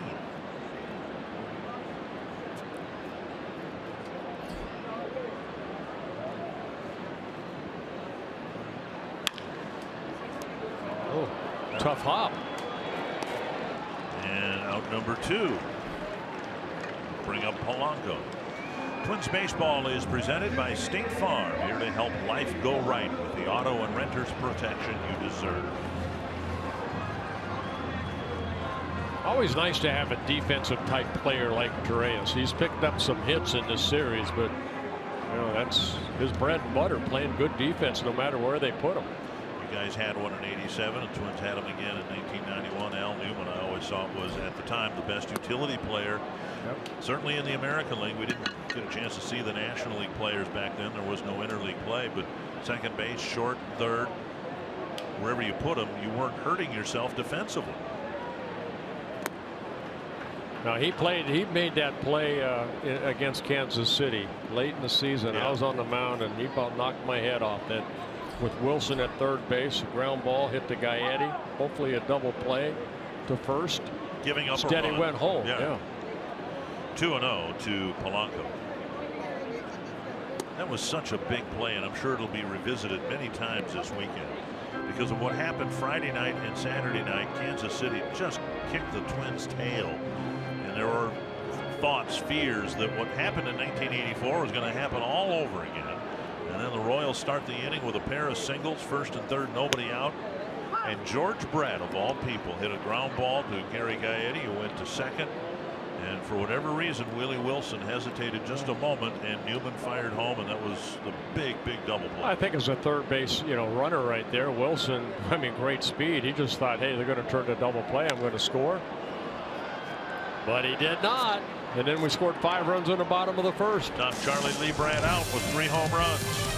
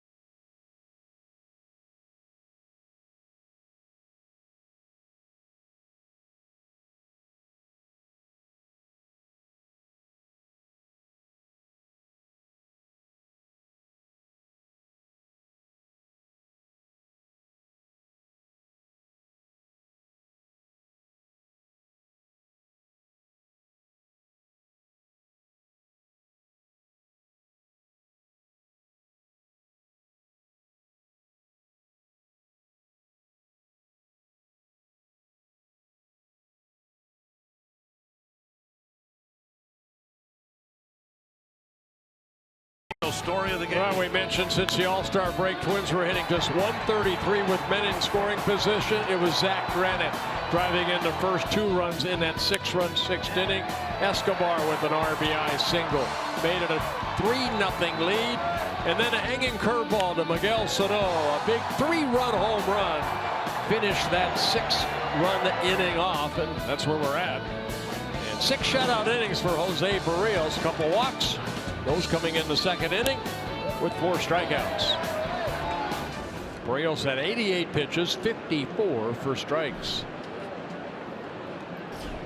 Frazier to start the Yankee 7th, down and away, ball 1. Frazier singled. One really good scoring threat the Yankees had. They filled the bases with 2 outs on 2 walks and a single. Pulled foul.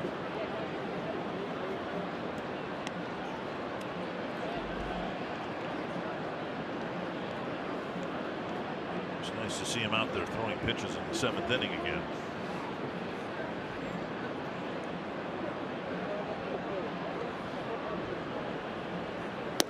At the knees at 95. It's nice to see that sustained velocity too, instead of tiring in the 7th inning and dropping down to 92 or something like that. You know, he's got good leg strength. He conditions himself as well as any Twin. Keeps himself in great shape.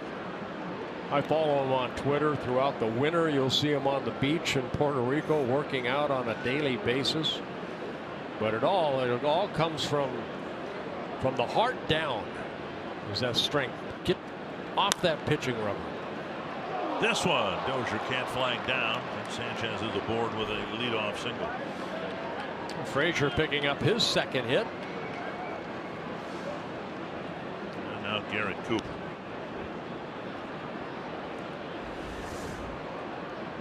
Breaking ball down. Hard to argue with that. Down and away. Frazier went down to get it, and Dozier came inches away from making another great leaping catch. Cooper with a foul out to Sano and a strikeout so far this afternoon. Fouled away, 1 strike.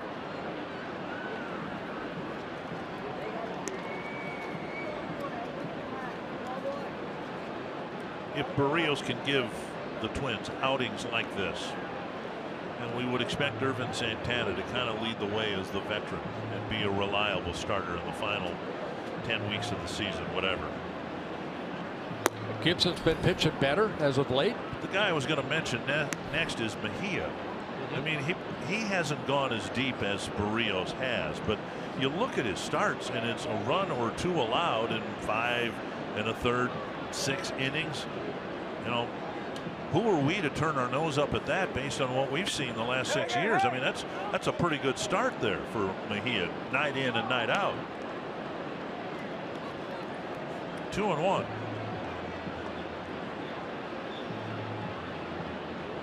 Berrios trying to finish strong with a good 7th inning.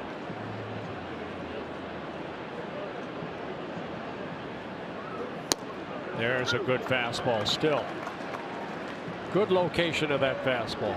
Again, we started the show and I said throughout the ball game, location of that fastball. Look at this pitch right there. Pitcher's pitch. Fox Tracks presented by Carrier. Especially when you're behind an account, you have to hit your spot.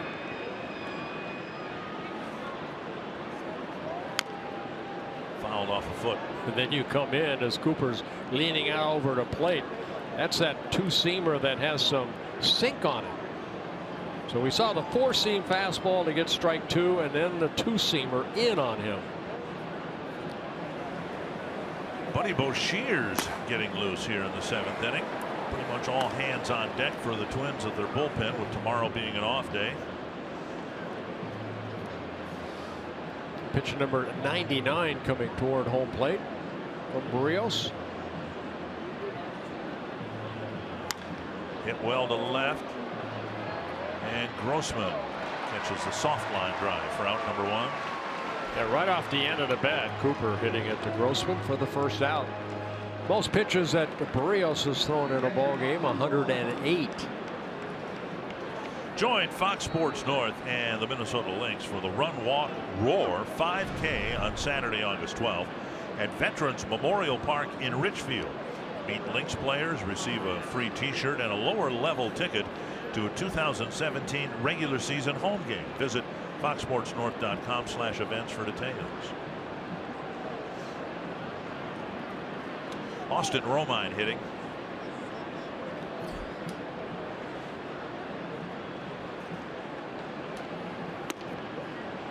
Fastball inside for ball 1.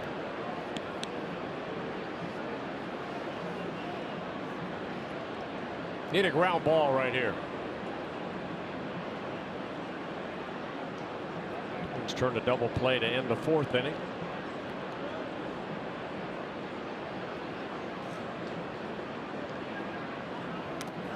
Hit him. Got him. Second time that Berrios has hit a batter. This one time it looked like a changeup. The fastball zipped inside.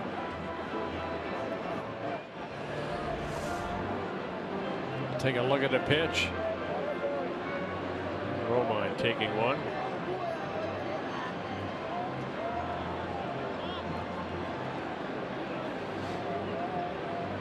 So we'll have a pinch hitter here. Todd Frazier's going to hit for Torreyes with 2 men on and only 1 out.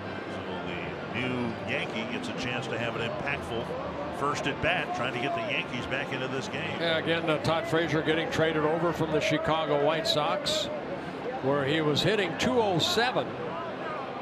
He's got that pop in the bat. 16 home runs. He's driven in 44 runs in 81 games for the Sox.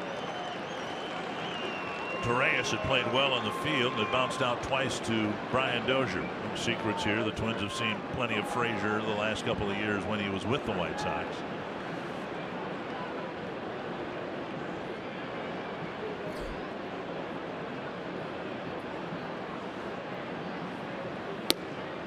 Back in the strike zone. Strike 1. Deal was probably consummated earlier in the day. Wasn't announced till both teams were done playing last night. Frazier, Canely, who's been a really good reliever for the White Sox this year. Of course, David Robertson used to be a Yankee closer, all coming to New York. For Tyler Clippard, 3 prospects. Check swing. I guess that is it Rutherford. I believe that's the one that they're very high. He's the keystone prospect in the deal. Yep.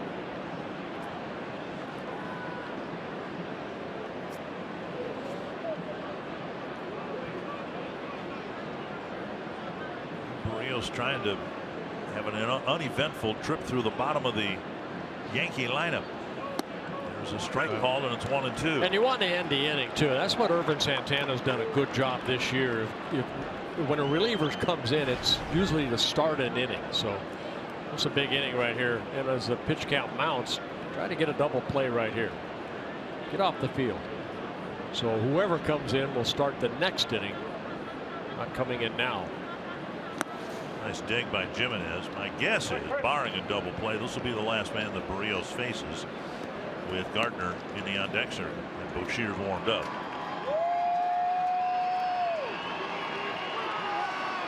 That's why I said double play. Yeah. Now Duffy's joined Bouchier's in the bullpen. 2-2 to Frazier.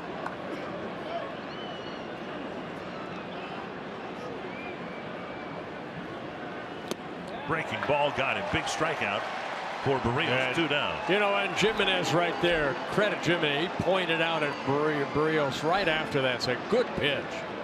So Berrios picks up his 5th strikeout. Holder right there. Watch Jimenez right there. Good pitch. And since Frazier was retired, Berrios will have a chance to complete the 7th inning facing Gardner. Gardner with a single. Soft line drive to Escobar at 3rd, and then he was called out on strikes in the 6th.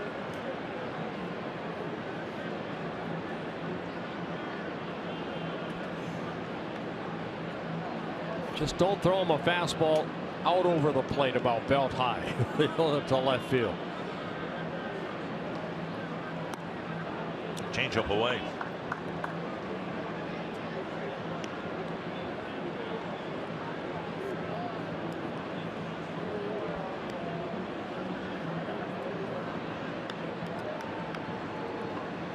Third trip through the order. The Yankees got a couple of hits and 2 hit batters.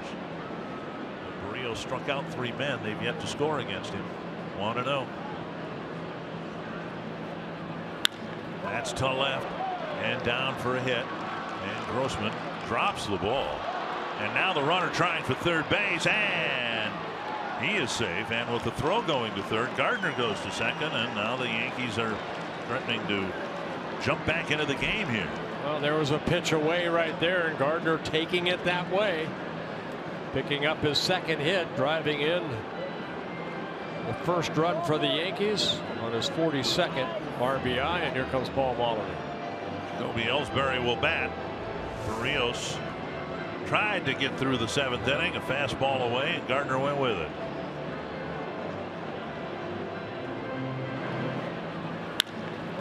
But a good outing for Jose Berrios. A base hit, error charge to Grossman, allowing both runners to score, or excuse me, 1 to run. Both runners advance. And Berrios acknowledges the crowd, who first acknowledges him after a really good outing. His first ever against the Yankees. And he comes out of the field with the Twins up 6-1.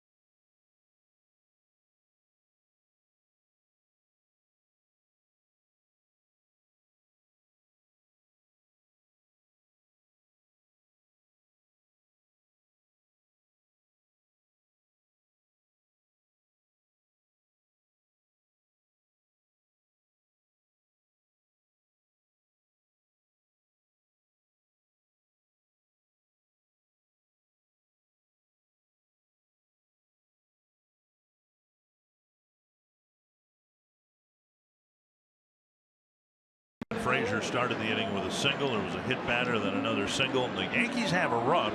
More importantly, they have 2 men in scoring position with 2 out. And Tyler Duffy is going to be brought in here to face the left-hand hitting Jacoby Ellsbury. Yeah, Tyler Duffy, who came in here on Monday night, relieved Mejia in the 6th inning. Able to get out of that inning on a ground ball and a strikeout. We'll face the left-handed hitter Ellsbury here. Shears was the first man warming up, but the call goes to Duffy with 2 men in scoring position. You know, Berrios gave up 6 hits, but you look at who got the hits. 2 by Gardner, 2 by Castro, and 2 by Clint Frazier. And all of them singles. And what the thing is, it wasn't like a combination of 6 or 7 hitters, right. You know, 6 hitters. 1-0 to Ellsbury.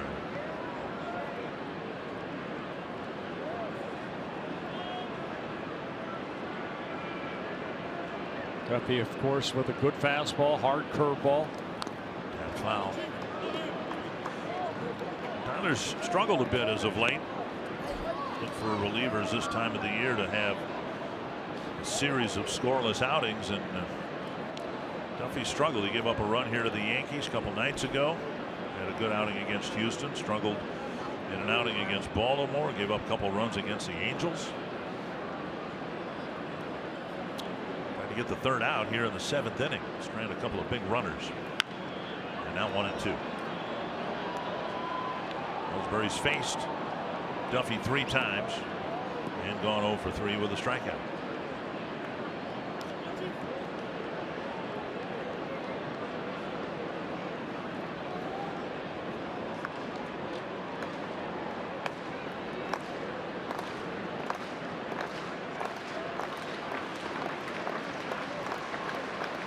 One and 2.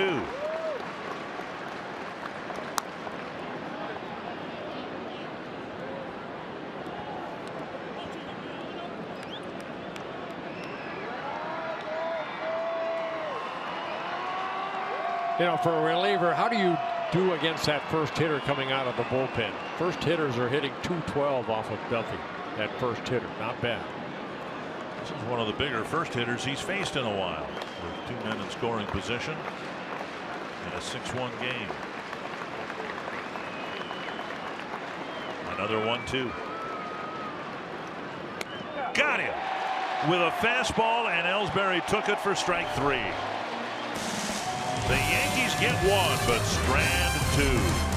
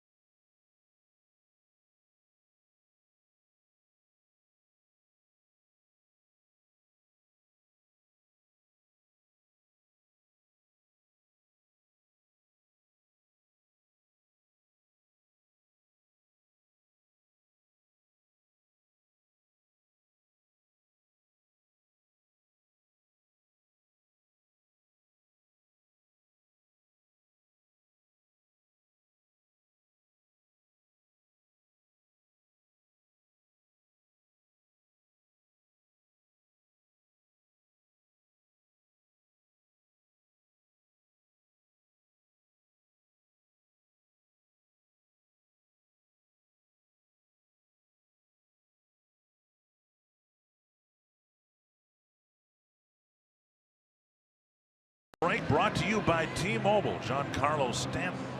Doesn't look like the home run hitting contest taxed him too much. Another one today. Tied for the league lead, a major league lead with Aaron Judge 30. Mike Montgomery of the Cubs 6 innings and his first big league home run. Look at the Dodgers. That's what's up for the Twins at the start of the next road trip. They won 30 of their last 34 ball games. Alex Wood, Clayton Kershaw, they haven't lost a game that one of those guys started since early May. Berrios getting a big hug right there from his catcher, Jimenez, as he worked 6 2/3 innings in line for his 9th win of the year. Chad Green on the mound, making his 20th relief appearance in his 2nd season with the Yankees. Zach Granite takes strike 1. And Todd Frazier staying in the game. He's at third base for Torreyes.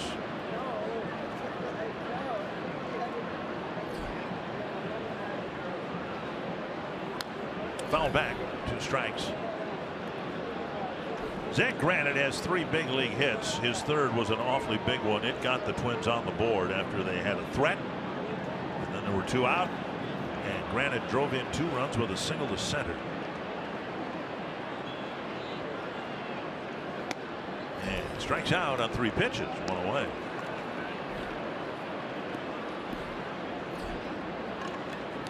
And that'll bring up Brian Dozier. Yeah, Green with 50 strikeouts now in 36 1/3 innings. So a strikeout pitcher.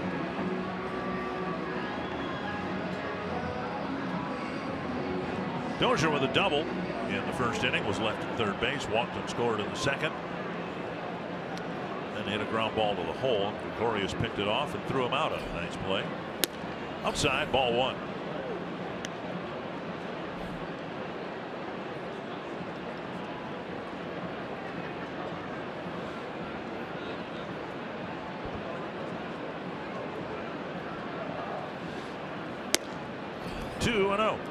You know, Yankees have to be kind of proud of the way that Jordan Montgomery had that tough 2nd inning. He gave up a couple mistake pitches that the Twins took advantage of, but after that he allowed only 1 hit over the next 4 innings. Retired the last 10 in a row. Off the outside corner again, 3-0.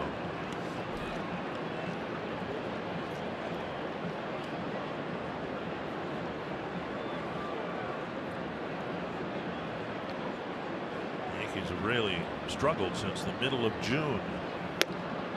4-pitch walk puts Dozier aboard here in the 7th. Yeah, Bryant taking his 2nd walk of the ball game. We'll bring up Escobar, who will hit now from the left side of the plate.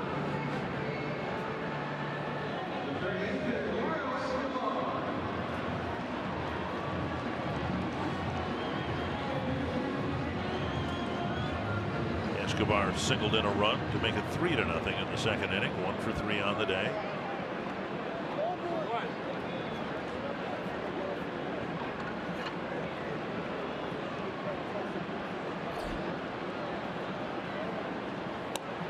Strike on the outside corner.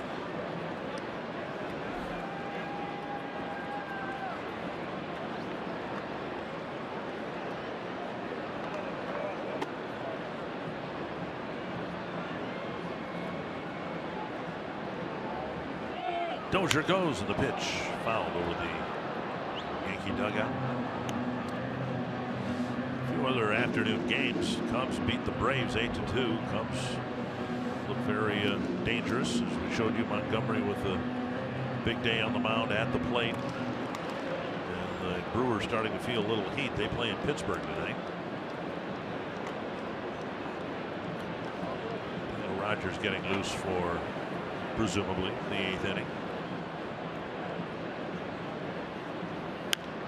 Just a foul.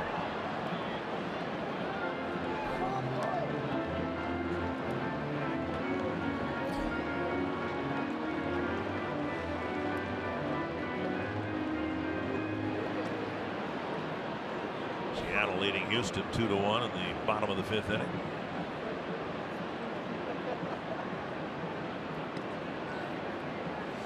Dozier at first base, 10 stolen bases in 15 attempts.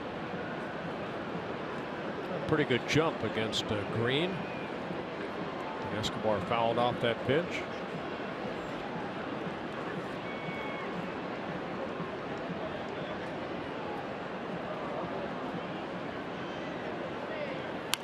And poked foul.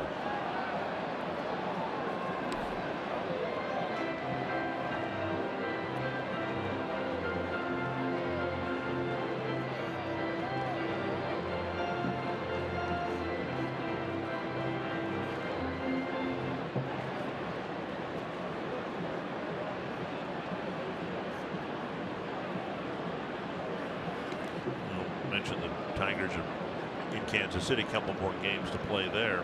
In a way, the Tigers, even though they traded J.D. Martinez, they've shown what even a short winning streak can do in the American League Central. Escobar lifts it high to right field.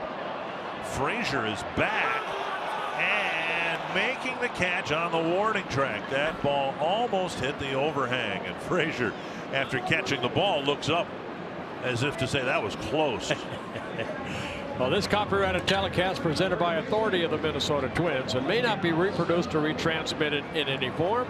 Any accounts and descriptions of this game may not be disseminated without the express written consent of the Minnesota Twins, LLC. Now Sano with the biggest swing of the bat. We say that a lot, but certainly true today. Twins are leading 3-0. 2 outs on an 0-2 pitch. He hammered a 3-run home run. So to the extent there's breathing room here, Sano provided it with his 23rd home run. Strike on the outside corner. Just quickly touching back on the Tigers. They've won 4 in a row. They're 5 games out. 2 games behind the Royals. If they were to somehow win the next 2 games, they would be tied with the Royals in the division. So if you believe the Royals are in it, then by some extension here in July, you've got to believe the Tigers are still in it. Yet they made the big move yesterday with J.D. Martinez. We talked about a lot last night, Dick, about, you know, you play 500 baseball going into, say, the end of August, first part of September. You feel like you're in the race, especially with 2 wild cards now. Yeah, you have the Astros that are running away with the division in the West. You know, but here in the East against the Yankees, Boston, Tampa Bay, they're all in there. You know, of course, our division, it's going to maybe come down to the wire. Sano strikes out. A scoreless bottom of the 7th. The 6-1 Twins going to the 8th. Taylor Rogers will have the 8th.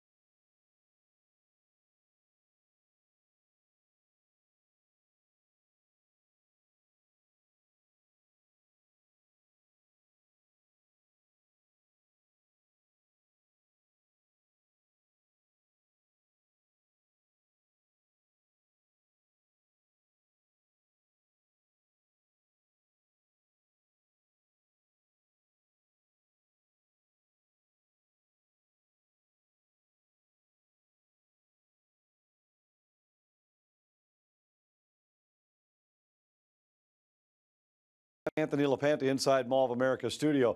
Next up for the Twins, a matchup against the Detroit Tigers. We have it for you on Fox Sports North Friday night. Join Tim Lauder and me for Twins Live starting at 6:30 before the Twins and Tigers open their 3-game set. Let's go back to the ballpark. Top of the 8th inning for the Twins and Yankees at Target Field after a great outing today from Jose Berrios. You got better as the game went on. You got stronger as the game went on. How did you do that? I try to, do the same thing what I do in the beginning, in the season. Last couple of 5 starts, trying to do too much. I try to be overthinking how I can do it. So today I still try to be relaxed and, throw my pitches. And you said you had worked on your arm angle. You were too far out before, and in Houston, you needed to be up here more. Did you fix that today? Yeah, we working on, between the start, the Houston to here. So I think we do well today. I start too quick, throw my delivery ball. So after that, Neil talked with me and say, hey, don't think about it. Just throw the ball with the play and you'll be fine. So that's what I do after. It was a great outing today. Congrats, Jose. Thank you. I appreciate it. Guys? See what happens when you start thinking out there? Yeah. Just let it fly. I was going to say that, but it's more impactful coming from you. 108 pitches for Berrios, 65 for strikes. One strike from Taylor Rogers to Gary Sanchez, and now inside 1-1. Yeah, Taylor Rogers done a great job out of that bullpen, setting up Brandon Kinsler. Rogers making his 42nd relief appearance. He worked here on Monday night, an inning and a third, just one hit allowed. 2 intentional walks in that outing. But through only 12 pitches, 6 for strikes. See the 22 holes. That leads all of baseball in that department. Now, what is a hold? Allows that closer to get a win and the Twins to get a win. When you come in the 7th, 8th inning and do your job.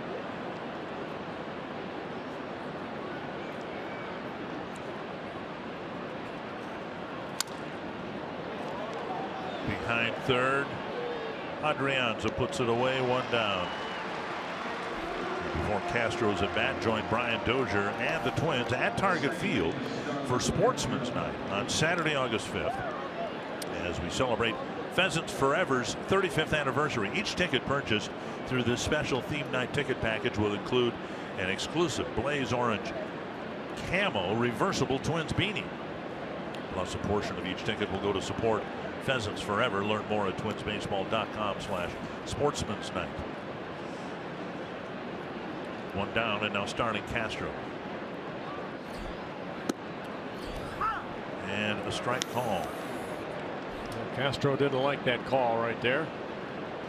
In his last 15 outings, going back to early June, Rogers has given up 1 run. It was a home run to Albert Pujols here on the 4th of July. That's been it. That's how good he has been.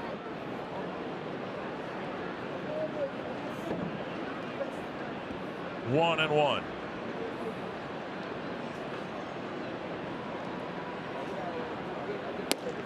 Ooh, missed the corner. Close pitch. 2-1. Well, fastball, curveball. That's what you get from Taylor Rogers. Change of speeds on that curveball. Missing again, 3-1.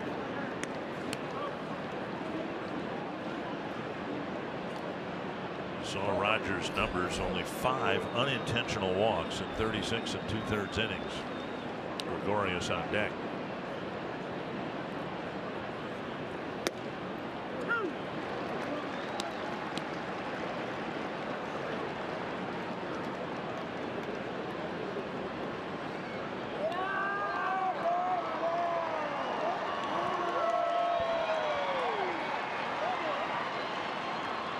Full count to Castro. Breaking ball tapped to third. Escobar has it. 2 down. And that's what we've seen Rogers do. You know, I mean, here you got a 5-run lead. You're thinking, okay, Castro's probably thinking the same thing. Fastball. He's going to challenge me. Able to get that curveball over and gets Castro to turn over on it and hit that ground ball out. Well, good 3-2 pitch by Rogers. Gregorius with a walk, a line out, and a fly out.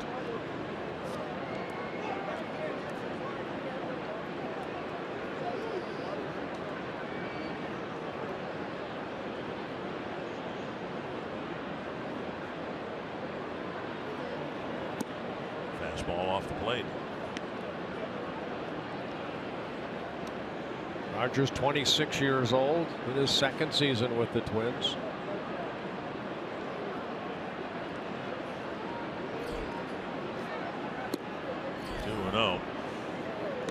It'd make for a great story if the Twins were to get his twin brother Tyler from the Giants somehow.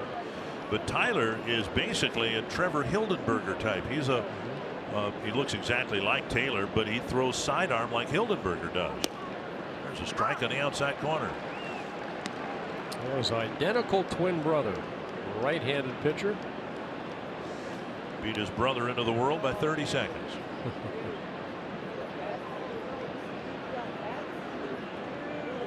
Two and one. Slow breaking ball. And a big swing and a miss. Yeah, we don't see a lot of changeups from Taylor Rogers. His changeup is off his curveball.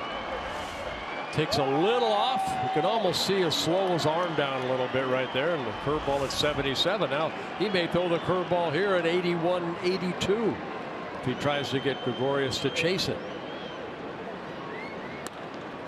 And it threw at the same speed, the same spot. Gregorius waited on it, punched a single to right. That ball stayed up right there. So Gregorius gets his first hit. And that'll bring up Frazier. And you can see Rogers unhappy with the location of the pitch, muttering to himself. As long as you don't answer yourself, you're okay. It's Frazier. He's had a good series here. Looks like he's going to be a good player for the Yankees. They've got a lot of good inexperienced players. Frazier just in his 13th game for the Yankees. Fastball, strike one.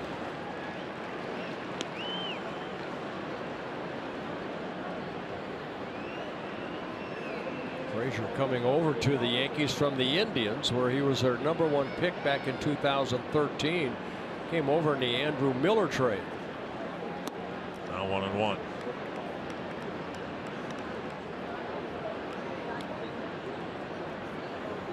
Not a bad number to change to from 30 to 77. Couple sevens, good luck.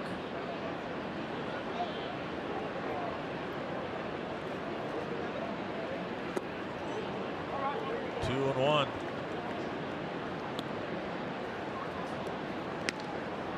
18th pitch coming up for Rogers.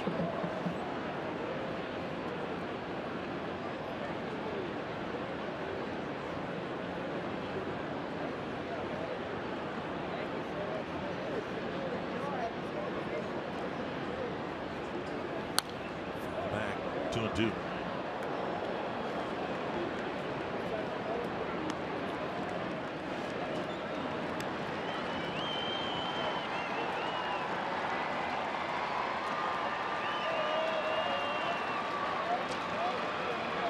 And Giants are underway in San Francisco. Final game of that series. Giants won last night 2-1 in 10.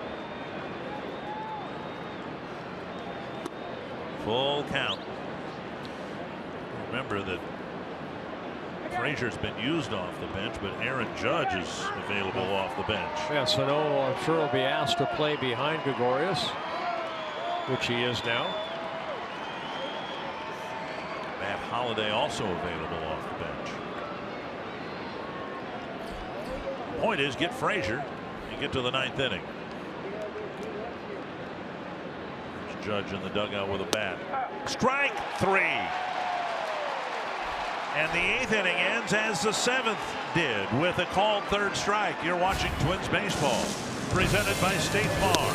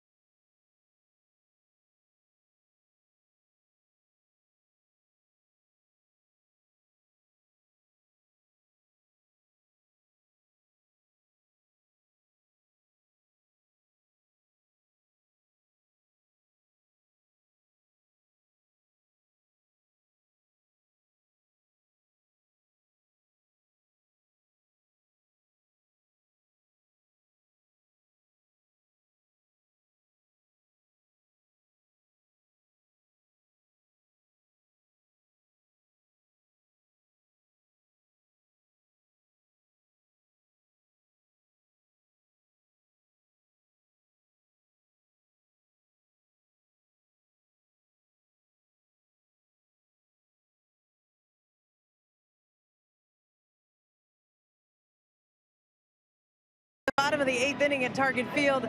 Coming up, we'll put a recap on not only the game but the series on Twins Live presented by CenturyLink. And we've got some good things to look at today, including a solid 6 2/3 innings out of Jose Berrios. A great comeback performance by the young starter for the Twins. And how about the offense coming to life, especially in the 2nd inning? 6 runs come across the plate, all scored on 2 outs.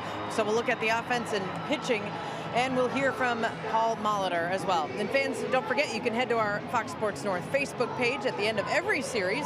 That's where we give you the Twins' final pitch presented by Prism Research. We'll recap the game and preview the upcoming opponents, so be sure to check that out after the game as well, Dickenberg. All right, Marty, thank you. We'll see if the Twins can add some runs to the total here in the 8th inning. Robbie Grossman will lead things off against newly acquired Tommy Kahnle. Yeah, Kahnle making his 38th overall appearance, his first as a New York Yankee, who originally signed Kahnle back in 2010 in that draft. 5th round pick by the Yankees. And now he's kind of back home. He's got to be excited. He makes his home, and there's a native of Natham, New York. Just what the Yankees need, another 100-mile-per-hour reliever. You just saw Kahnle throw that. You saw him do that when he was with the White Sox. So a nice addition for the Yankees, who already have Betances and Chapman who can throw 100. And Grossman on 3 pitches is gone, 1 away. We'll bring up Kepler. Well, we showed you the numbers of Kahnle. You know, 1-3 record, 2.50 ERA, 36 innings. He had 60 strikeouts for the White Sox. So that's 61 and 36 and a third innings. Kepler 0 for 3, a fly ball, a strikeout, and a line out.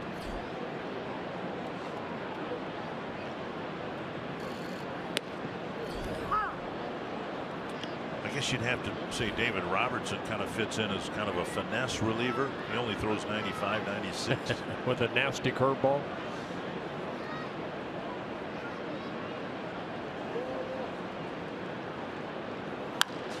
Fouled away. I don't know what's going to happen in the East, and I'm obviously much more concerned about what happens in the Central. But this is a huge get for the Yankees to be able to get 2 outstanding relief pitchers, and Frazier, who's not maybe the offensive player he was in Cincinnati, but still a veteran third baseman. And foul back by Kepler.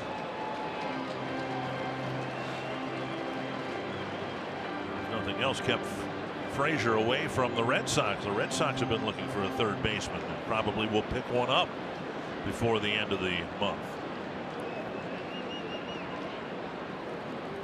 Off the plate, and it's 1-2.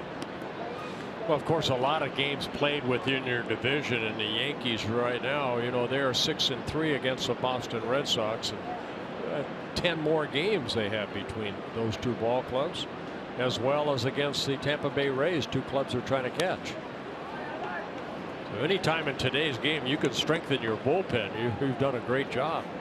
The Yankees have done that for Joe Girardi. Indians had a good bullpen last year, but they strengthened it in getting Miller. There's Trevor Hildenberger. If it's not a save situation, looks like he'll get a chance to try to close things out. 1-2 to Kepler. Hildenberger worked in last night's ball game. Popped up. And no play for Romine. No room behind home plate here at Target Field. But a nice grab by the fan in a Champions Club. One-handed it.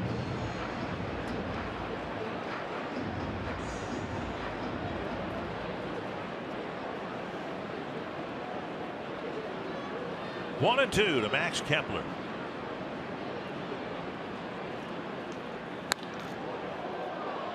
Lashed, a breaking ball absolutely hooked violently into the second deck.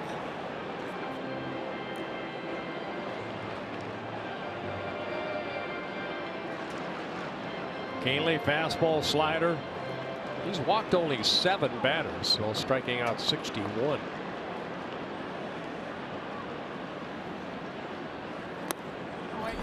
In the dirt.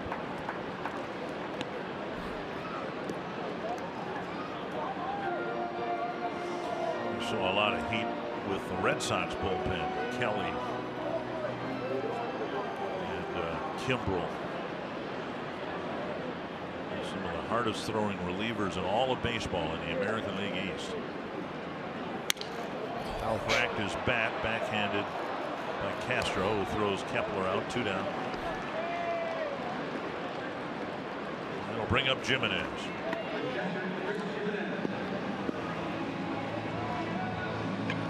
Jimenez started the 6-run second inning with a pop fly single to right center.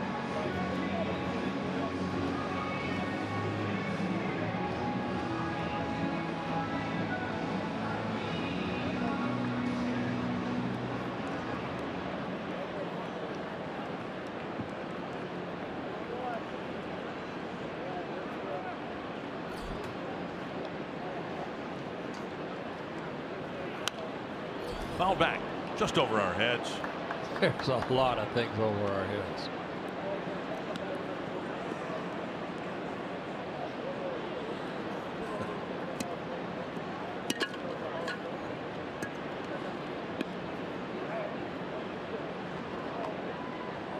One strike. And a breaking ball over for strike 2. Been informed that a little storm might be heading our way here shortly. Finished the ball game here 2 nights ago in a downpour. Yes, we did.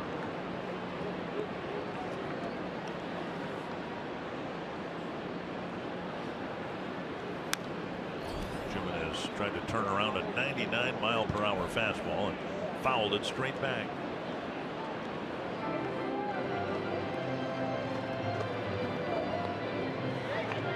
Finished the ball game in the rain, and right now he's not been asked to fire it up. Folks taking the advantage, they hope, of giving him a couple days off in a row. Off the end of the bat, foul. Jeff Smith over at first base didn't even attempt to get that ball. No. Let that ball go right by him. Gave up his number though for the betterment of the team. He was wearing number 40, and he gave up number 40 to Bartolo Colon, and now he's wearing number 37. Jeff's dad is here from Naples. Had a chance to talk with him before the game today. Former catcher. Thought he would have got down and blocked that ball. Fine example you set up here. You get foul balls up here. Hey, I knocked it down. Jimenez strikes out. Hildenberger will get a finger chance to show for it. finish off a game against the Yankees.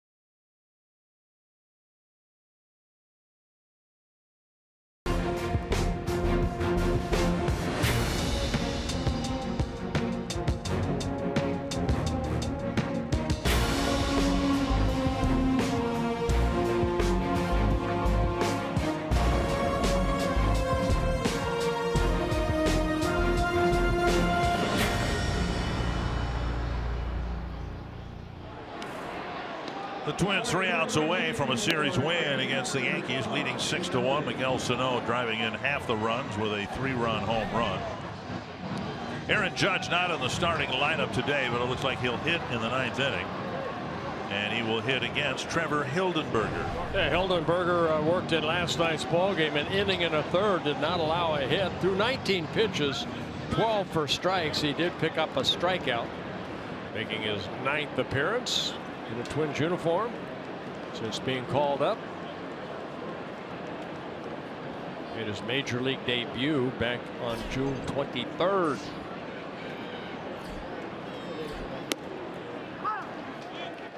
And to put his inning and a third of work in proper perspective, he entered the game with the bases loaded and 2 outs in the 6th, and he got Matt Holliday to keep the Twins in the game. And then he went on to pitch a scoreless, in fact, a 1-2-3 7th inning. 1-1. And a fly ball to center. Ran it back. That's still carrying. And on the warning track, he hauls it in. That was, when it left home plate, to me, to be a routine fly ball, and it ended up 400 feet from home plate. 1 down, and that'll bring up Judge with the bases empty. Yeah, Cooper gave it a ride, but to the deepest part of target field.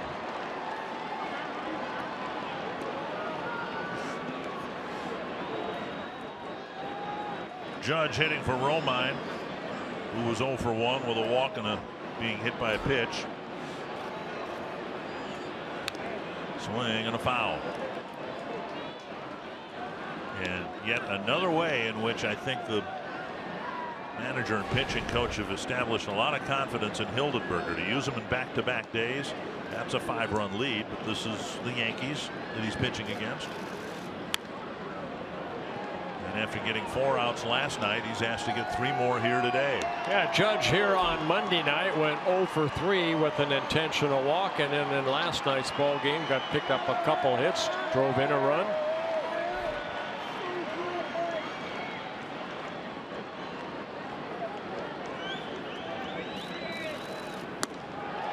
And he puts them away on 3 pitches. Went more over the top on that fastball than the normal delivery, where he's down about 3/4, if not half. Right there, a fastball up, and Judge swinging through it. So on 3 pitches, there's 2 outs. And now Todd Frazier's second at bat as a Yankee. Strike 1.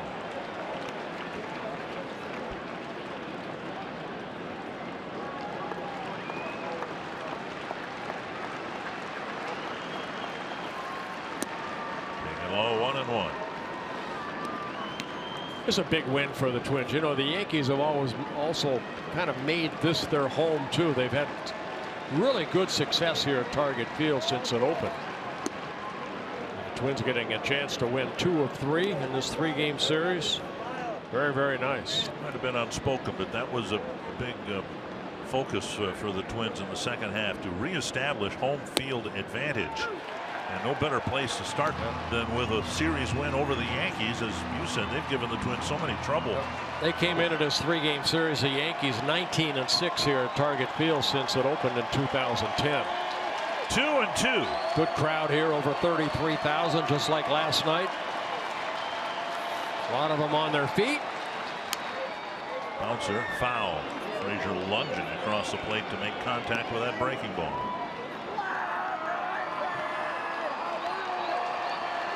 CenturyLink, what's next? Anibal Sanchez trying to resurrect his career with the Tigers. Irvin Santana will start for the Twins. 2-2. That hit Frazier And Dale Jimenez. So third Twins hit batter from the pitching side. Frazier got it up around the hands. I think it got the neck of Jimenez. Everybody's hurting on that one. Hildenberger tried to go with another fastball up. The ball ran in and got Frazier big time.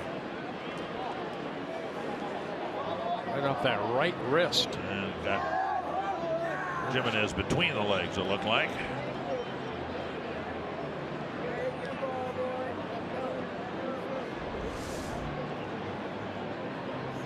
Berrios hit 2 batters. Ellsbury in the 6th. Romine in the 7th, and now Frazier is hit. And Frazier's going to stay in the game.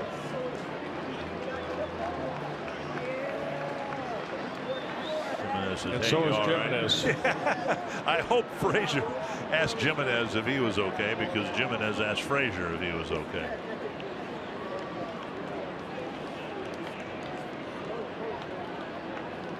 Frazier at first with 2 down. Hildenberger will try to finish off the 9th inning here facing Gardner.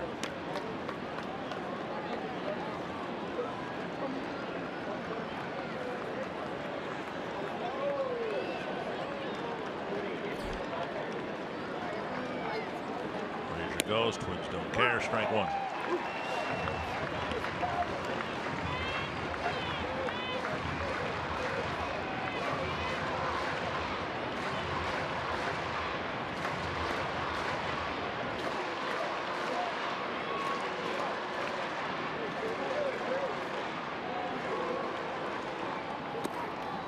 Handed by Jimenez.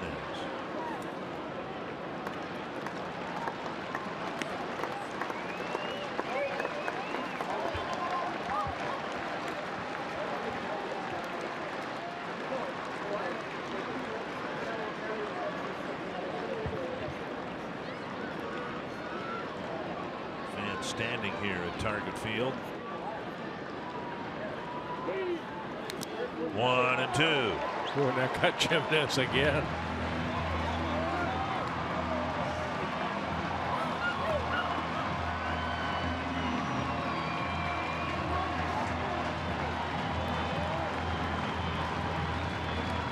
He's getting beat up here in the top of the 9th inning.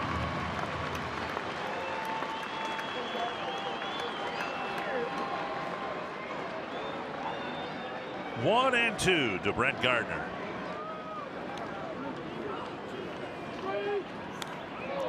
Just got a pace. Change up at 75 miles an hour.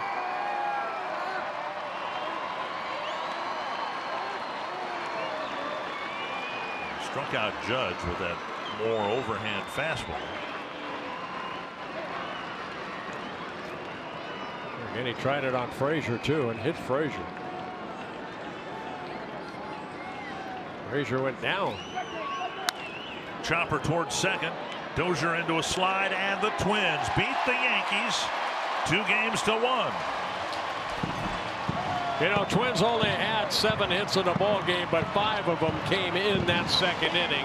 Well, they were able to put a big 6 on the board to preserve the win for Jose Berrios. Good job by the bullpen. And a day off tomorrow. And we'll have a post-game show for you after the break with some interviews with players, thoughts from the manager, etc., etc.